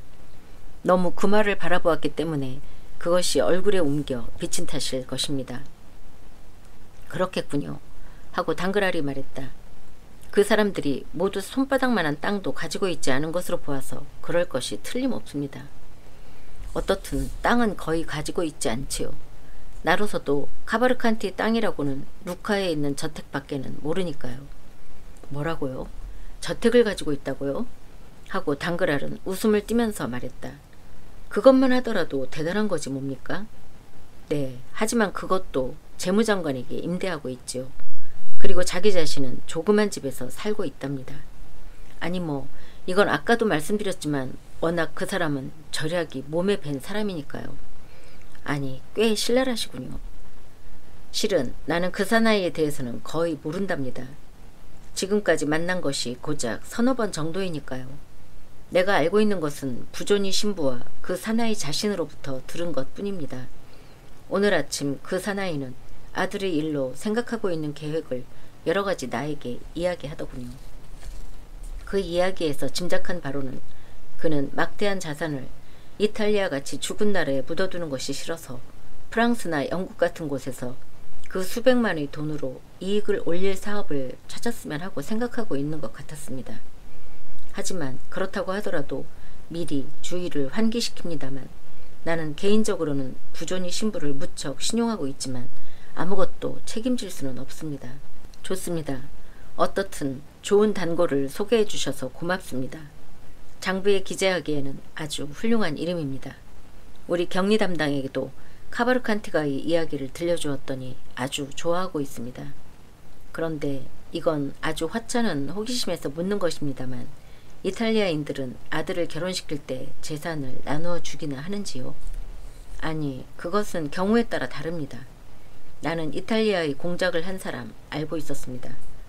마치 금광 그 자체 같은 부자이고 토스카나에서 으뜸가는 이름난 집안의 한 사람인데 아들들이 자기의 뜻에 맞는 결혼을 했을 때는 수백만의 돈을 주었지만 자기의 뜻에 맞지 않는 결혼을 했을 때는 한 달에 30에큐밖에는 주지 않았습니다. 그러니까 가령 안드레아가 아버지의 마음에 드는 결혼을 한다면 아마도 100, 200, 300만 원 받을 수 있겠지요. 만일 그 며느리가 은행가의 딸이라면 아들이 장인네 은행에 출자를 하는지도 모르지요. 하지만 반대로 며느리가 마음에 들지 않을 때는 이야기가 달라지지요. 카바르칸티의 아버지는 금고의 열쇠를 틀어주고 자물쇠를 단단히 걸어놓고 말 것입니다. 그렇게 되면 안드레아 선생은 파리 태생의 청년들과 마찬가지로 사기 트럼프나 속임수 주사위로 살아가지 않으면 안 되겠지요. 그 청년이라면 바발리아의 공주나 페루의 공주라도 발견할 수 있을 테지요. 어느 어엿한 왕가나 대단한 부호를 바라고 있겠지요. 아닙니다. 이탈리아의 대귀족이라는 족속은 아무것도 아닌 여자와 결혼하는 경우가 많습니다. 주피터와 마찬가지여서 혈통의 교류를 좋아하는 셈이지요. 그런데 이렇게 여러 가지를 물으시는 걸 보니 안드레아에게 색시감이라도 소개하려는 겁니까, 당그랄 씨? 바로 그렇습니다. 하고 당그랄은 말했다. 그것도 매우 나쁜 투기라고는 생각되지 않는군요. 나는 투기사이니까요. 설마 그분이 댁의 아가씨는 아닐 테지요? 알베르 군에게 안드레아 군의 숨통을 끊게 하려는 것은 아닐 테지요? 알베르 군이라고요? 하고 당그랄은 어깨를 움츠리면서 말했다. 하긴 그래요. 그 문제는 꽤 마음에 두고 있지요. 하지만 알베르 군은 틀림없이 댁의 따님과 약혼한 것으로 알고 있는데요. 그것은 즉 모르셀 씨와 나 사이에서 그 결혼 이야기가 이따금 나왔다는 얘기이지요. 하지만 모르셀 부인과 알베르 군은 설마 당신은 알베르 군이 좋은 결혼 상대가 아니라고 말씀하시려는 것은 아닐 테죠? 내 딸은 알베르 군에 비해 손색이 없다고 생각합니다만 따님의 지참금은 실상 대단한 것일 테죠? 나로서도 그것은 의심하지 않습니다. 특히 신우수가 또 어처구니 없는 실수를 저지르지 않는다면 말입니다. 아니, 내가 말하는 것은 지참금만의 문제가 아닙니다. 그런데 잠깐 묻겠습니다만 말씀하세요. 어째서 알베르 군과 그 가족을 만찬에 부르지 않으셨지요? 아닙니다. 초대를 했습니다만 알베르 군은 어머니와 함께 뒤에프에 있다고 했습니다. 바닥 공기를 쐬는 것이 좋겠다고 의사가 부인에게 권고했다면서 말입니다. 그럴 테지요. 하고 당그랄은 웃으면서 말했다. 그 사람에게는 바닥 공기가 좋을 테니까요. 그건 또 어째서지요? 젊었을 때 호흡한 공기니까요. 몽테크리스토는 아무렇지도 않은 듯이 그 빈정거림을 흘려버렸다. 어떻든 하고 백작은 말했다. 알베르 군이 댁의 따님만큼 부자는 아니라고 하더라도 훌륭한 이름을 가지고 있다는 것은 당신도 부정하지 않으실 테죠? 그것은 그렇습니다. 하지만 내 이름도 나쁘지는 않다고 생각합니다. 하고 당그랄은 말했다. 물론입니다. 당신의 이름은 잘 알려져 있습니다. 일반적으로 자귀가 이름을 장식하는 것으로 여겨지고 있지만 당신의 경우는 반대로 이름이 자귀를 장식하고 있습니다. 하지만 당신만큼 총명한 분이라면 아시리라고 생각합니다만 무시할 수 없는 강력한 편견에 의하면 5세기에 걸친 귀족이 20년의 역사를 가진 귀족보다는 훌륭한 것으로 되어 있습니다. 네, 바로 그렇기 때문에 하고 당그랄은 애써 냉소적인 미소를 지으면서 말했다. 바로 그렇기 때문에 나는 알베르트 모르셀 씨보다 안드레아 카바르칸티 씨를 더 바람직하게 생각하는 것입니다. 하지만 하고 몽테크리스토는 말했다. 모르셀가도 카바르칸티가에 비해 손색이 없다고 생각합니다만 모르셀가가요? 그런데 배짝 하고 당그랄은 말했다. 당신은 신사이시지요? 그렇다고 생각합니다만 그리고 문장에 대해서도 잘 알고 계시지요? 조금은 압니다만 그렇다면 우리 집 문장의 모양을 보아주십시오. 모르셀가의 문장보다 훨씬 훌륭합니다. 어째서 말인가요? 즉 나는 태어나면서부터의 남작은 아니지만 적어도 당그랄이라는 본명을 내세우고 있기 때문입니다. 그래서요. 그런데 저쪽은 어떤가 하면 모르셀이라는 것은 본명이 아니란 말입니다. 뭐라고요? 모르셀이 본명이 아니라고요? 그렇답니다. 완전히 다르답니다. 설마. 나는 남작을 수여받았습니다. 그러니까 영락없는 진짜 남작입니다. 그러나 저쪽은 자기 스스로 백작이 된 것입니다. 따라서 백작이 아닙니다. 그런 일이 있으려고요. 아시겠습니까, 백작? 하고 당그랄은 말을 이었다. 모르셀 씨는 30년 동안의 친구, 아니 친구라기보다 잘 알고 지내는 사이예요. 나는 아시다시피 나의 자기 따위를 대단한 것이라고 생각하고 있지 않습니다. 자기의 출신을 결코 잊은 적이 없으니까요. 이건 또 대단한 겸손, 아니 대단한 자랑이군요. 하고 몽테크리스토는 말했다. 그런데 내가 아직 하찮은 종업원으로 있을 때 모르셀은 한낱 어부에 지나지 않았습니다. 그래, 그 무렵에는 이름이 무엇이었나요? 페르낭입니다. 그것뿐인가요? 페르낭 몬데고입니다. 틀림없습니까? 물론이죠. 이따금 그의 생선을 사주었고 그래서 서로 알게 된 것입니다. 그런데 어째서 따님을 며느리로 주려고 하셨지요? 즉 페르낭도 당그랄도 똑같이 벼락 출세를 한 사람입니다. 모두 벼락귀족이고 벼락부자입니다. 그러니까 본질적으로 잘 어울리는 셈입니다. 물론 저쪽에는 이런저런 스캔들이 있지만 이쪽에는 그것이 없다는 정도의 차이는 있습니다만. 네? 뭐라고요? 뭐 대단한 것은 아닙니다. 아, 알겠습니다. 지금 그 얘기를 듣고 페르낭 몬데고라는 이름이 기억에서 되살아났습니다. 그리스에서 그 이름을 들은 적이 있습니다. 알리 파샤 사건에 관해서 말입니까? 그렇습니다. 그건 정말 수수께끼지요. 하고 당그랄은 말했다. 진상을 알아낼 수만 있다면 어떤 희생을 치러도 좋다고 생각했을 정도였습니다. 꼭 알고 싶었다면 그렇게 어려운 일도 아니었을 텐데요. 어떻게 말입니까? 당신은 분명히 그리스에도 어딘가 거래선을 가지고 계시지요? 물론 있고 말고요. 자니나에? 도처에 있습니다. 그렇다면 그 자니나의 거래선에 편지를 보내서 알리 테브랑이 몰락했을 때 페르낭이라는 프랑스인이 어떤 역할을 했는지 물어보십시오. 그렇겠군. 하고 당그랄은 기세 좋게 일어나면서 소리질렀다. 당장 오늘 편지를 띄우겠습니다. 그렇게 하세요. 지금 곧 띄우겠습니다.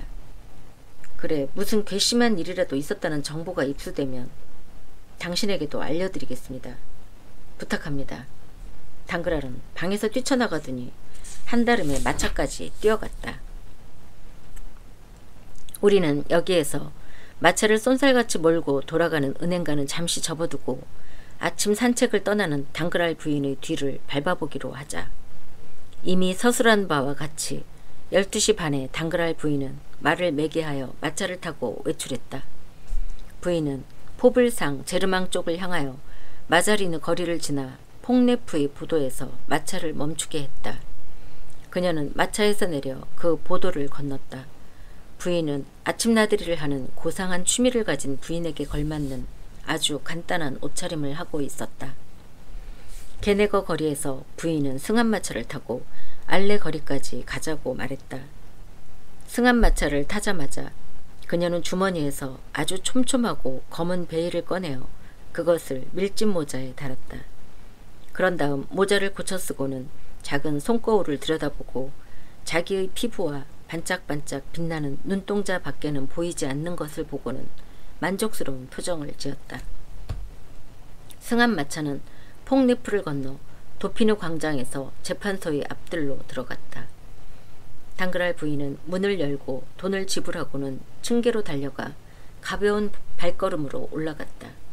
그리고는 곧 대합실로 갔다.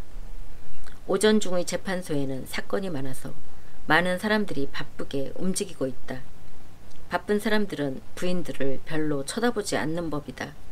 그래서 당그랄 부인은 변호사를 기다리고 있는 10명 남짓한 부인들보다 더 사람들의 관심을 끌지 않고 대합실을 빠져나갈 수 있었다. 빌포르 씨의 대기실에는 많은 사람이 모여 있었다. 그러나 부인은 이름을 댈 필요는 없었다. 그녀의 모습이 보이자 곧 수의 한 사람이 일어나 그녀 옆으로 다가오더니 검찰총장 각하와 약속이 되어 있는 분입니까? 하고 물었다. 그리고 그렇다고 대답하자 부인은 특별한 복도를 통해 빌포르 씨의 방으로 안내되었다. 빌포르는 문 쪽으로 등을 돌리고 팔걸이 의자에 앉아 무언가를 쓰고 있었다. 문이 열리고 수의가 들어가십시오 하고 말한 다음 다시 문이 닫히는 소리가 들렸는데도 그는 꼼짝도 하지 않았다. 그러나 멀어져가는 수희의 발소리가 들리지 않게 되자 그는 획 돌아서서 문의 빗장을 내리러 갔고 커튼을 치고는 방 안 구석구석까지 살피고 다녔다. 그런 다음 엿보거나 엿들을 사람이 아무도 없다는 것을 확인하고는 마음을 놓으며 고맙습니다, 부인 하고 그는 말했다. 약속대로 와주어서 정말 고맙습니다. 그렇게 말하고 그는 당그랄 부인에게 의자를 권했다. 부인은 가슴이 몹시 뛰어 숨이 멎을 것만 같았으므로 곧 자리에 앉았다. 정말로 하고 검찰총장은 자기도 자리에 앉아 당그랄 부인과 정면으로 마주보기 위해 팔걸이 의자를 반회전시키면서 말했다. 이렇게 당신과 단둘이서 얘기하는 것은 정말 오랜만이군요. 그러나 유감스럽게도 이렇게 만나 뵌 것도 실은 아주 불쾌한 말씀을 드리기 위해서입니다. 그 얘기가 당신에게보다도 나에게 훨씬 더 불쾌할 것이라는 것을 알면서도 역시 나는 이렇게 당신에게 한번 호출을 당하자 곧 달려왔어요. 빌포르 씨는 괴로운 듯이 웃었다. 실상 그것은 사실이에요. 하고 그는 당그랄 부인의 말보다도 오히려 자기 자신의 마음에 대답하면서 말했다. 우리의 행동이 모두 우리의 과거 속에 혹은 어둡고 혹은 밝은 흔적을 남기고 있다는 것은 어쩔 수 없는 사실이에요. 인생에 있어서의 우리의 행보는 모래 위를 가는 뱀의 걸음과도 같아서 그 흔적을 남기고 간다는 것은 정말 사실이에요. 하지만 많은 사람의 경우 슬픔의 흔적은 눈물의 흔적에 지나지 않는다는 거예요. 하고 당그랄 부인이 말했다. 내가 얼마나 불안한 심정인지 아시겠지요? 제발 부탁이에요. 더 이상 걱정하지 않게 해주세요. 많은 죄인이 떨면서 부끄러운 생각을 안고 드나든 이 방, 이 팔걸이 의자에 오늘은 내가 부끄러움에 떨면서 앉아있는 거예요. 나는 정신을 바짝 차리고 있지 않으면 나는 큰 죄를 저지른 여자이고 당신은 무서운 재판관인 것처럼 생각돼요. 빌포르는 고개를 흔들고 한숨을 쉬었다. 이러고 있는 나도 하고 그는 말했다. 내가 재판관의 의자에 앉아있는 것이 아니라 피고석에 앉아있는 것 같은 생각이 든답니다. 당신도 그렇다고요? 하고 당그랄 부인은 깜짝 놀라면서 말했다. 그래요, 나도. 당신은 결백하기 때문에 이를 과장해서 생각하고 계신 거예요. 하고 당그랄 부인은 말했다. 그 무척 아름다운 눈이 한순간 반짝하고 빛났다. 당신이 금방 말씀하신 그 흔적도 정열적인 청춘을 보낸 사람에게는 누구에게나 있는 거예요. 정열의 밑바닥이나 쾌락의 저쪽에는 반드시 다소의 회한이 있기 마련이에요. 그렇기 때문에 불행한 사람들에게는 영원한 구원인 복음서가 우리들처럼 불쌍한 여자에게 마음의 의지로서 죄를 저지른 딸이나 간음을 저지른 유부녀에 대한 기막힌 비유를 주신 거예요. 그래서 나는 솔직히 말씀드리면 내가 젊었을 때 빠졌던 그 창란을 생각할 때 하느님이 그것을 용서해 주시리라고 생각돼요. 왜냐하면 그만큼 괴로워했으니까요. 설령 죄에 대한 변명은 되지 않더라도 적어도 보상은 되었을 것이 틀림없어요. 그런데 당신은 어째서 그런 일로 겁을 먹고 계셔요? 남자분들이란 모든 사람으로부터 관대하게 보여지고 실수조차도 오히려 명예가 되는 것 아닌가요? 부인, 하고 빌포르는 대답했다. 당신은 내가 어떤 사람인지를 잘 알고 있습니다. 나는 위선자가 아닙니다. 또는 적어도 이유 없이 위선을 행하는 일은 없습니다. 내가 근엄한 이마를 가지고 있는 것도 갖가지 불행에 의해 흐려졌기 때문입니다. 내 마음이 돌처럼 굳어진 것도 마음에 받은 타격을 참고 견디지 않으면 안 되었기 때문입니다. 젊었을 때의 나는 결코 이렇지 않았습니다. 마르세유의 쿠르 거리에서 모두 함께 모여 하나의 식탁에 둘러앉았던 그 약혼 필요한 날 밤의 나는 이렇지 않았습니다. 그러나 그 뒤 모든 것이 달라진 것입니다. 나 자신도 또 내 주위도 나는 갖가지 어려운 일을 추구하는데 내 생활을 바쳐왔습니다. 그리고 그 어려운 일 속에서 의식적이든 무의식적이든 자유의사에 의해서든 우연에 의해서든 내 앞길을 가로막고 어려운 일들을 일으키는 자들을 분쇄하는데 내 일생을 보내온 것입니다. 그러나 우리가 손에 넣기를 열렬히 바라고 있는 것은 대개의 경우 그것을 가지고 있는 상대방, 탈출을 노림받고 있는 사람에 의해 필사적으로 지켜지고 있는 것입니다. 따라서 인간이 행한 몹쓸 일의 대부분은 필요라고 하는 그럴듯한 가면을 쓰고 그들 앞에 나타난 것입니다. 또 흥분, 공포, 충동 등에 쫓겨서 저지른 몹쓸 일은 나중에 돌이켜보면 능히 피할 수 있었던 일이라고 생각되는 것들입니다. 즉, 이렇게 하면 좋았을 걸 하고 생각되는 방법도 그때는 맹목적인 상태여서 눈에 들어오지 않고 나중에 와서야 어째서 그때 이렇게 하지 않았을까 하고 생각하는 것입니다. 하지만 여자들은 이와는 달리 회한에 시달리는 일은 극히 드뭅니다. 왜냐하면 당신들은 스스로 결심을 내리는 일은 극히 드물고 당신들의 불행은 거의 언제나 남으로부터 강요받은 것이며 그 과실은 거의 항상 타인의 죄에 의한 것이기 때문이지요. 그것은 어떻든 이것만은 인정해 주세요 하고 당그랄 부인은 대답했다. 설령 내가 한 가지 실수를 저질렀다고 하더라도, 그리고 그 과실이 어디까지나 개인적인 것이라고 하더라도 어젯밤에 나는 가혹한 형벌을 받은 거예요.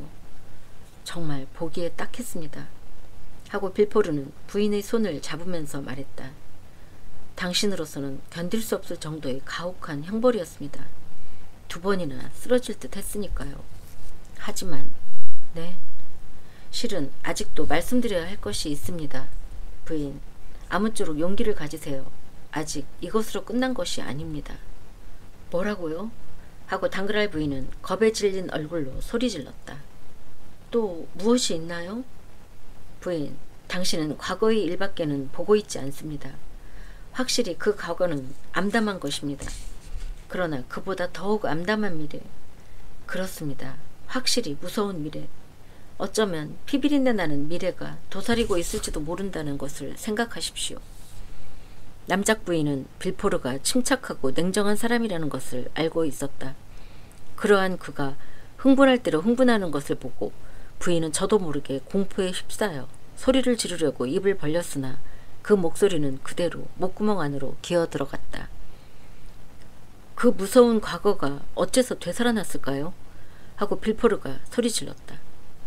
지금까지 무덤 속이나 우리의 마음속에 잠들어 있었는데 어째서 거기에서 망령처럼 나타나 우리의 뺨을 공포에 질리게 하고 우리의 얼굴을 부끄러움으로 붉어지게 했을까요? 아, 하고 에르미느가 말했다. 틀림없이 그것은 우연일 거예요. 우연이라고요? 하고 빌포르는 말했다. 아닙니다. 아닙니다. 우연이 아닙니다.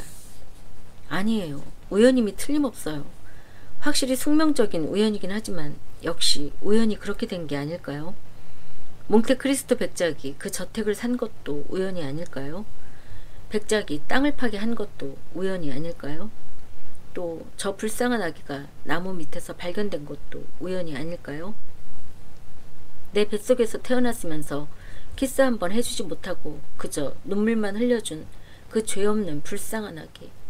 아, 그 애의 시체가 꽃그늘에서 발견되었다는 이야기를 백작이 했을 때 내 마음은 완전히 미칠 것만 같았어요. 아니, 그게 아니에요, 부인. 그래서 무서운 얘기를 들려주지 않을 수 없다고 말한 거예요. 하고 빌포르는 음침한 목소리로 대답했다. 꽃나무 밑에서 시체 같은 것은 발견되지 않았어요. 아기 시체 같은 것은 발견되지 않았어요. 그런 일은 없었던 거예요. 그러니까 우실 필요는 없어요. 탄식할 필요는 없어요. 그 대신 공포에 떨어야 하는 거예요. 그건 무슨 말씀이죠? 하고 당그랄 부인은 전신을 부들부들 떨면서 소리질렀다. 즉 이런 얘기입니다. 몽테크리스토 백작은 그 나무 밑둥을 파기는 했지만 아기의 뼈도 상자의 쇠붙이도 발견할 수는 없었던 겁니다. 왜냐하면 그 나무 밑에는 아무것도 없었으니까요. 아무것도 없었다고요? 하고 당그랄 부인은 빌포르를 뚫어지게 바라보면서 같은 말로 되물었다. 무서울 만큼 크게 떠진 눈은 분명히 공포를 나타내고 있었다. 아무것도 없었다고요? 하고 부인은 자기에게서 달아나려는 생각을 말투와 목소리의 울림으로 붙잡아 두려는 듯이 다시 되풀이했다. 그래요. 없었어요. 하고 빌포르는 두 손으로 얼굴을 감싸주면서 말했다. 없었어요. 정말로 없었어요. 하지만 당신이 그 불쌍한 아기를 파묻은 것은 거기가 아니었나요? 어째서 나를 속였지요? 대체 어떤 목적으로 그랬지요? 확실히 그 장소예요. 하지만 들어보세요, 부인. 그러면 이제부터 말씀드리는 고통스러운 짐을 20년 동안이나 당신에게는 조금도 알리지 않고 혼자서 감당해온 나를 동정하시게 될 겁니다. 어머나, 무서워지는군요. 하지만 괜찮아요. 말씀하세요. 듣겠어요. 당신은 그 괴로웠던 밤의 일을 모두 기억하고 계시지요? 당신은 그 붉은 다마스커스 직물의 방 침대 위에서 금세 숨이 넘어갈 것 같았어요. 나도 당신과 마찬가지로 숨을 헐떡거리면서 분만이 끝나기를 기다리고 있었지요. 아기는 태어났지만 내가 받아드니까 움직이지도 않았고 숨도 쉬지 않았고 울음소리도 내지 않았어요. 우리는 아기가 죽은 것으로만 생각했지요. 당그랄 부인은 의자에서 일어나려는 듯이 냉큼 몸을 일으켰다. 그러나 빌포르는 주의해서 들어주기 바란다는 듯이 두 손을 묻으면서 부인을 만류했다. 우리는 아기가 죽은 것으로만 생각했었지요. 하고 빌포르는 되풀이했다. 나는 아기를 관 대신 손금고 안에 넣어가지고 뜰로 내려가 구멍을 파고 서둘러 거기에 묻었어요. 흙을 덮어 씌우려 할 때 얘의 코르시카인의 팔이 쭉 뻗어왔어요. 무슨 그림자 같은 것이 쑥 일어나더니 번개 같은 것이 번쩍 빛나는 것이 보이더군요. 나는 아픔을 느끼고 소리를 지르려고 했지만 얼음과 같은 전율이 전신에 번지고 목이 메었어요. 그리고는 빈사 상태로 쓰러졌지요. 나는 꼼짝없이 죽은 것으로만 알았지요. 가까스로 의식을 되찾고 기드시하여 층계 밑까지 당도했을 때 나와 마찬가지로 숨을 헐떡이는 당신이 나를 마중했지요. 그때의 당신이 보여준 그 훌륭한 용기는 평생 잊지 못할 겁니다.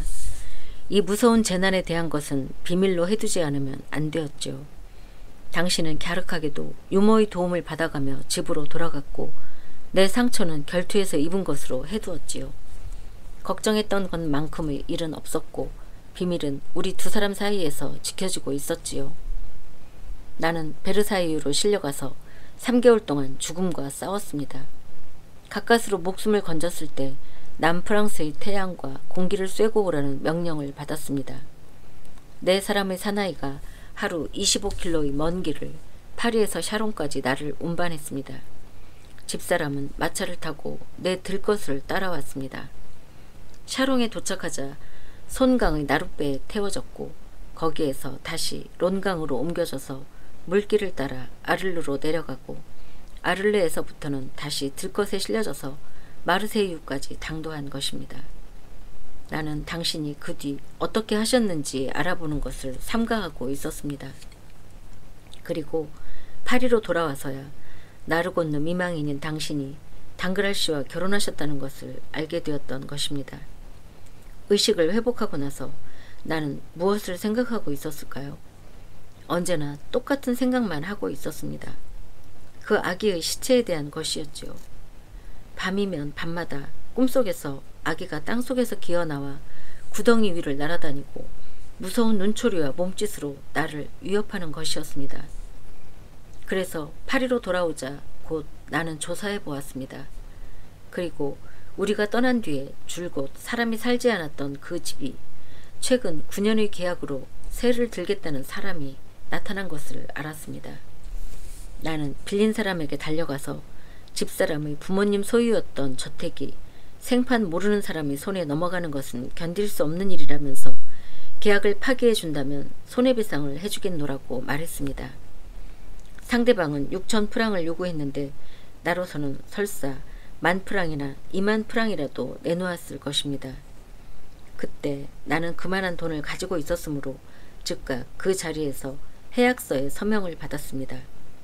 이 저택을 양보받고 나는 바로 오티우로 달려갔습니다. 내가 떠난 뒤로는 아무도 이 저택에 발을 들여놓은 사람은 없었습니다. 마침 오후 5시였습니다.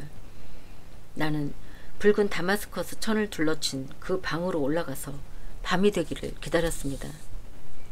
그 방에서 그러고 있노라니까 1년 내내 끊임없이 괴로워하며 생각하고 있던 일이 더욱 무섭게 회상되었습니다. 나에게 복수를 선언하며 님에서 파리까지 뒤를 밟아온 저 코르시카인, 뜰에 숨어있다가 나에게 일격을 가한 그 코르시카인은 내가 구덩이를 파는 것을 보았고 내가 아기를 파묻는 것을 보았던 것입니다. 그래서 그 사나이가 당신에 대한 것을 알아낼지도 몰랐습니다. 아니, 이미 알아냈을지도 몰랐습니다. 그리고 언젠가는 이 무서운 사건을 빌미삼아 당신을 협박하지는 않을까. 내가 그 단도의 일격으로 죽지 않았다는 것을 안다면 그것이 그 사나이에게 유쾌한 복수의 수단이 되지 않을까. 그렇게 생각하자 모든 일을 젖혀두고 설사 어떤 위험이 따르더라도 즉시 그 과거의 흔적을 지워버리고 모든 물적 증거를 인멸하는 일이 무엇보다도 가장 급한 일이었습니다.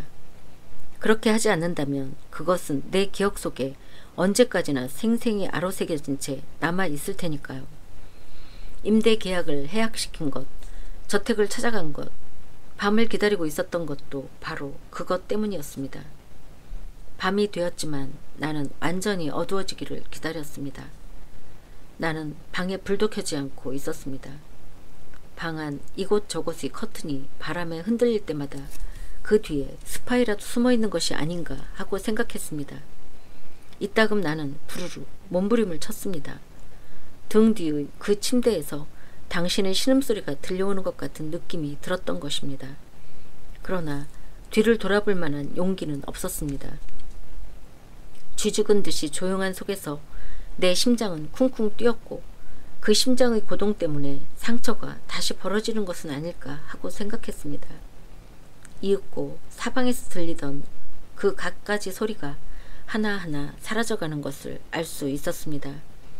이제 더 무서워할 것은 아무것도 없고 남이 엿보거나 엿들을 위험도 없다는 것을 알았기 때문에 나는 내려가기로 결심했습니다. 에르미느 씨, 나는 이래 보아도 다른 사람들만큼의 용기는 있는 사나이라고 생각하고 있습니다. 그러나 두 사람이 소중히 여기고 있던, 그리고 당신이 금으로 된 열쇠고리에 매달아준 그 조그만 열쇠를 가슴에서 꺼내들고 층계의 문을 열었을 때, 그리고 창문 너머로 창백한 달이 나선 층계 위에 마치 유령 같은 희고 긴 빛을 던지고 있는 것을 보았을 때 나는 나도 모르게 비틀거리며 벽에 기대어 하마터면 소리를 지를 뻔했습니다. 금세라도 미쳐버리고 말 것처럼 생각되었습니다.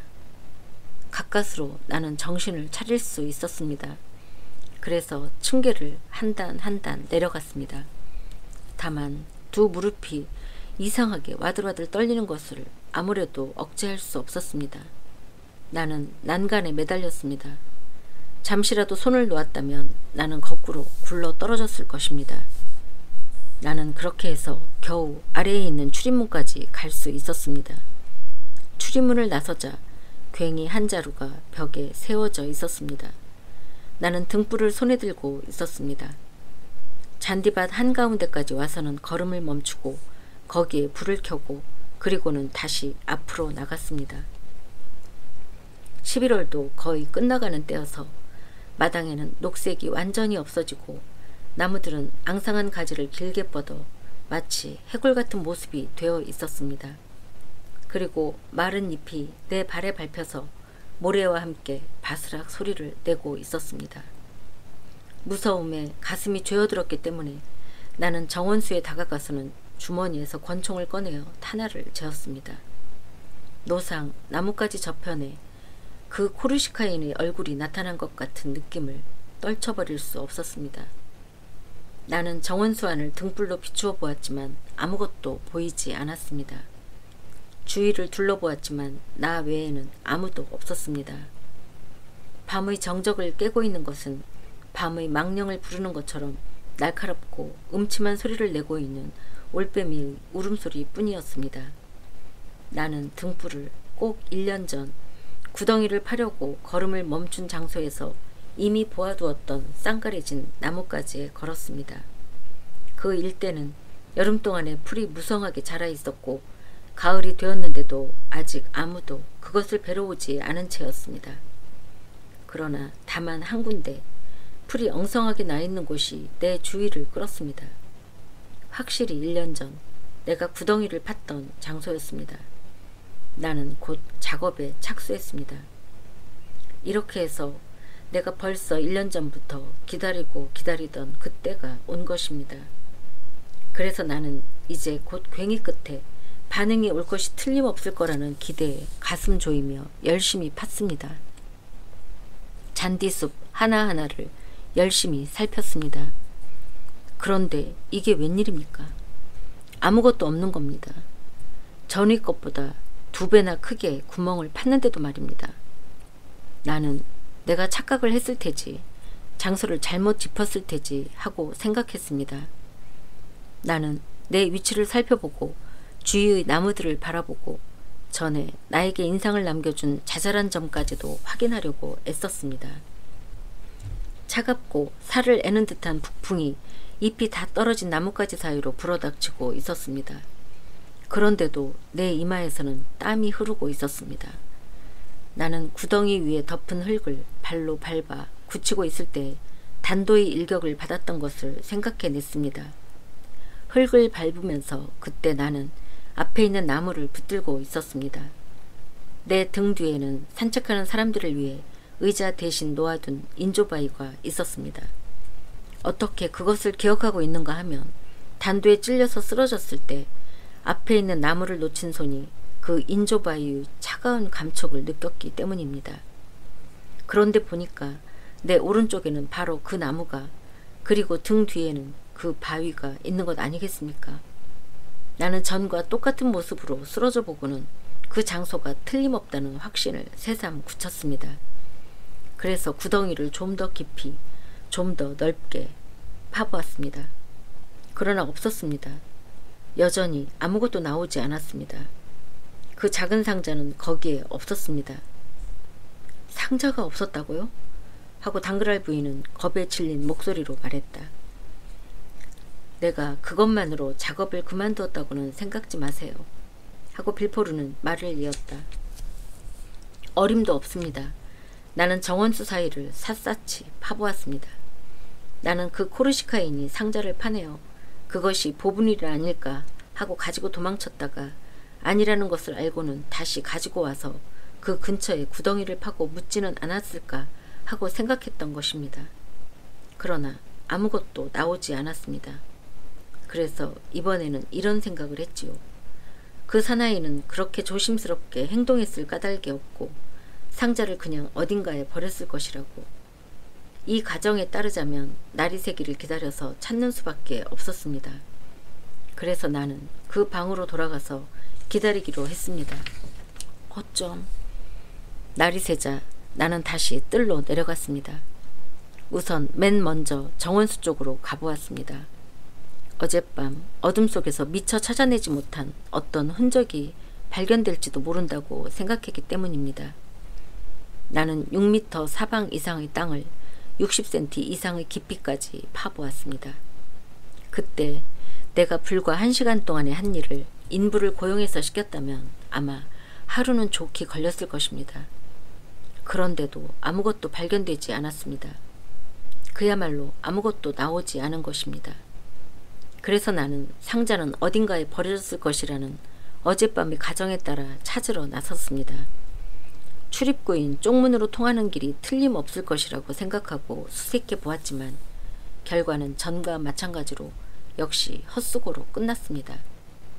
그래서 나는 가슴이 죄어드는 것을 느끼면서 이제는 아무런 희망도 남아있지 않다는 것을 알고 다시 그 정원수 쪽으로 되돌아갔습니다. 어쩜 하고 당그랄 부인이 소리 질렀다. 용케 그나마 미치지 않고 견디셨군요. 나도 한순간 차라리 미쳐버렸으면 좋겠다고 생각했습니다. 하고 빌포르가 말했다. 하지만 그러한 행복은 허용되지 않았습니다. 그래도 나는 기운을 되찾았습니다. 그 결과 사고력도 되찾게 되어 그 사나이가 시체를 가지고 갔다면 그 이유는 대체 무엇일까? 라는 생각을 하게 되었습니다. 하지만 그것은 말했잖아요. 하고 당그랄 부인이 말했다. 증거로 삼기 위해서라고요. 아닙니다, 부인. 이제 그런 것은 생각할 수가 없게 되었습니다. 1년 동안이나 시체를 방치해두는 사람은 없습니다. 재판관에게 보이고 공수를 할 것입니다. 그러나 실제로는 그런 일이 없었습니다. 그렇다면 하고 에르미느는 심장을 두근거리면서 물었다. 그러니까 우리 두 사람에게 좀 더 무섭고 좀 더 치명적인, 좀 더 몸소리 쳐지는 일이 있을 것입니다. 아마도 그때 아기가 살아있어서 그 사나이가 아기를 구출한 것입니다. 당그랄 부인은 요란한 고함 소리를 질렀다. 그리고는 빌포르의 두 손을 단단히 붙잡고 내 아기가 살아있었다고요? 하고 그녀는 말했다. 당신은 내 아기가 살아있는 것을 묻어버렸군요. 죽은 것을 확인하지도 않고 묻어버렸군요. 아, 당그랄 부인은 어느새 일어나 있었다. 그리고 그 가냘픈 두 손으로 검찰총장의 손목을 꽉 붙들고 거의 위협하는 듯한 자세로 앞을 가로막고 섰다. 그런 것은 나는 모릅니다. 나는 다만 하나의 이야기로서 말씀드리고 있는 것입니다. 라고 빌포르는 눈을 지그시 내리감고 대답했다. 그 눈은 강인한 빌포르도 마침내 절망과 종이 한 장 차이의 지경에까지 와 있음을 말해주고 있었다. 아, 내 아기, 불쌍한 내 아기 하고 남작부인은 의자에 맥없이 주저앉고는 오열을 손수건으로 억제하면서 소리 질렀다. 빌포르는 퍼뜩 정신을 차렸다. 그리고는 자기를 엄습하고 있는 모성애의 태풍을 피하기 위해서는 자기 자신이 느끼고 있는 두려운 마음을 그녀에게 전달할 수밖에 없다고 생각했다. 만일 그렇다고 한다면 하고 이번에는 그가 일어서서 나직한 목소리로 말하기 위해 부인에게 다가가면서 말했다. 아시겠지만 우리는 파멸입니다. 그 애가 살아있고 그것을 알고 있는 사람이 있다. 누군가 우리의 비밀을 알고 있는 사람이 있다는 얘기니까요. 그리고 몽테크리스토 백작이 실제로는 아기가 묻혀있지 않았던 장소에서 아기를 파낸 이야기를 우리 두 사람 앞에서 한 것으로 보아 우리의 비밀을 쥐고 있는 사람은 틀림없이 그 사나이입니다. 다음 편에 계속됩니다.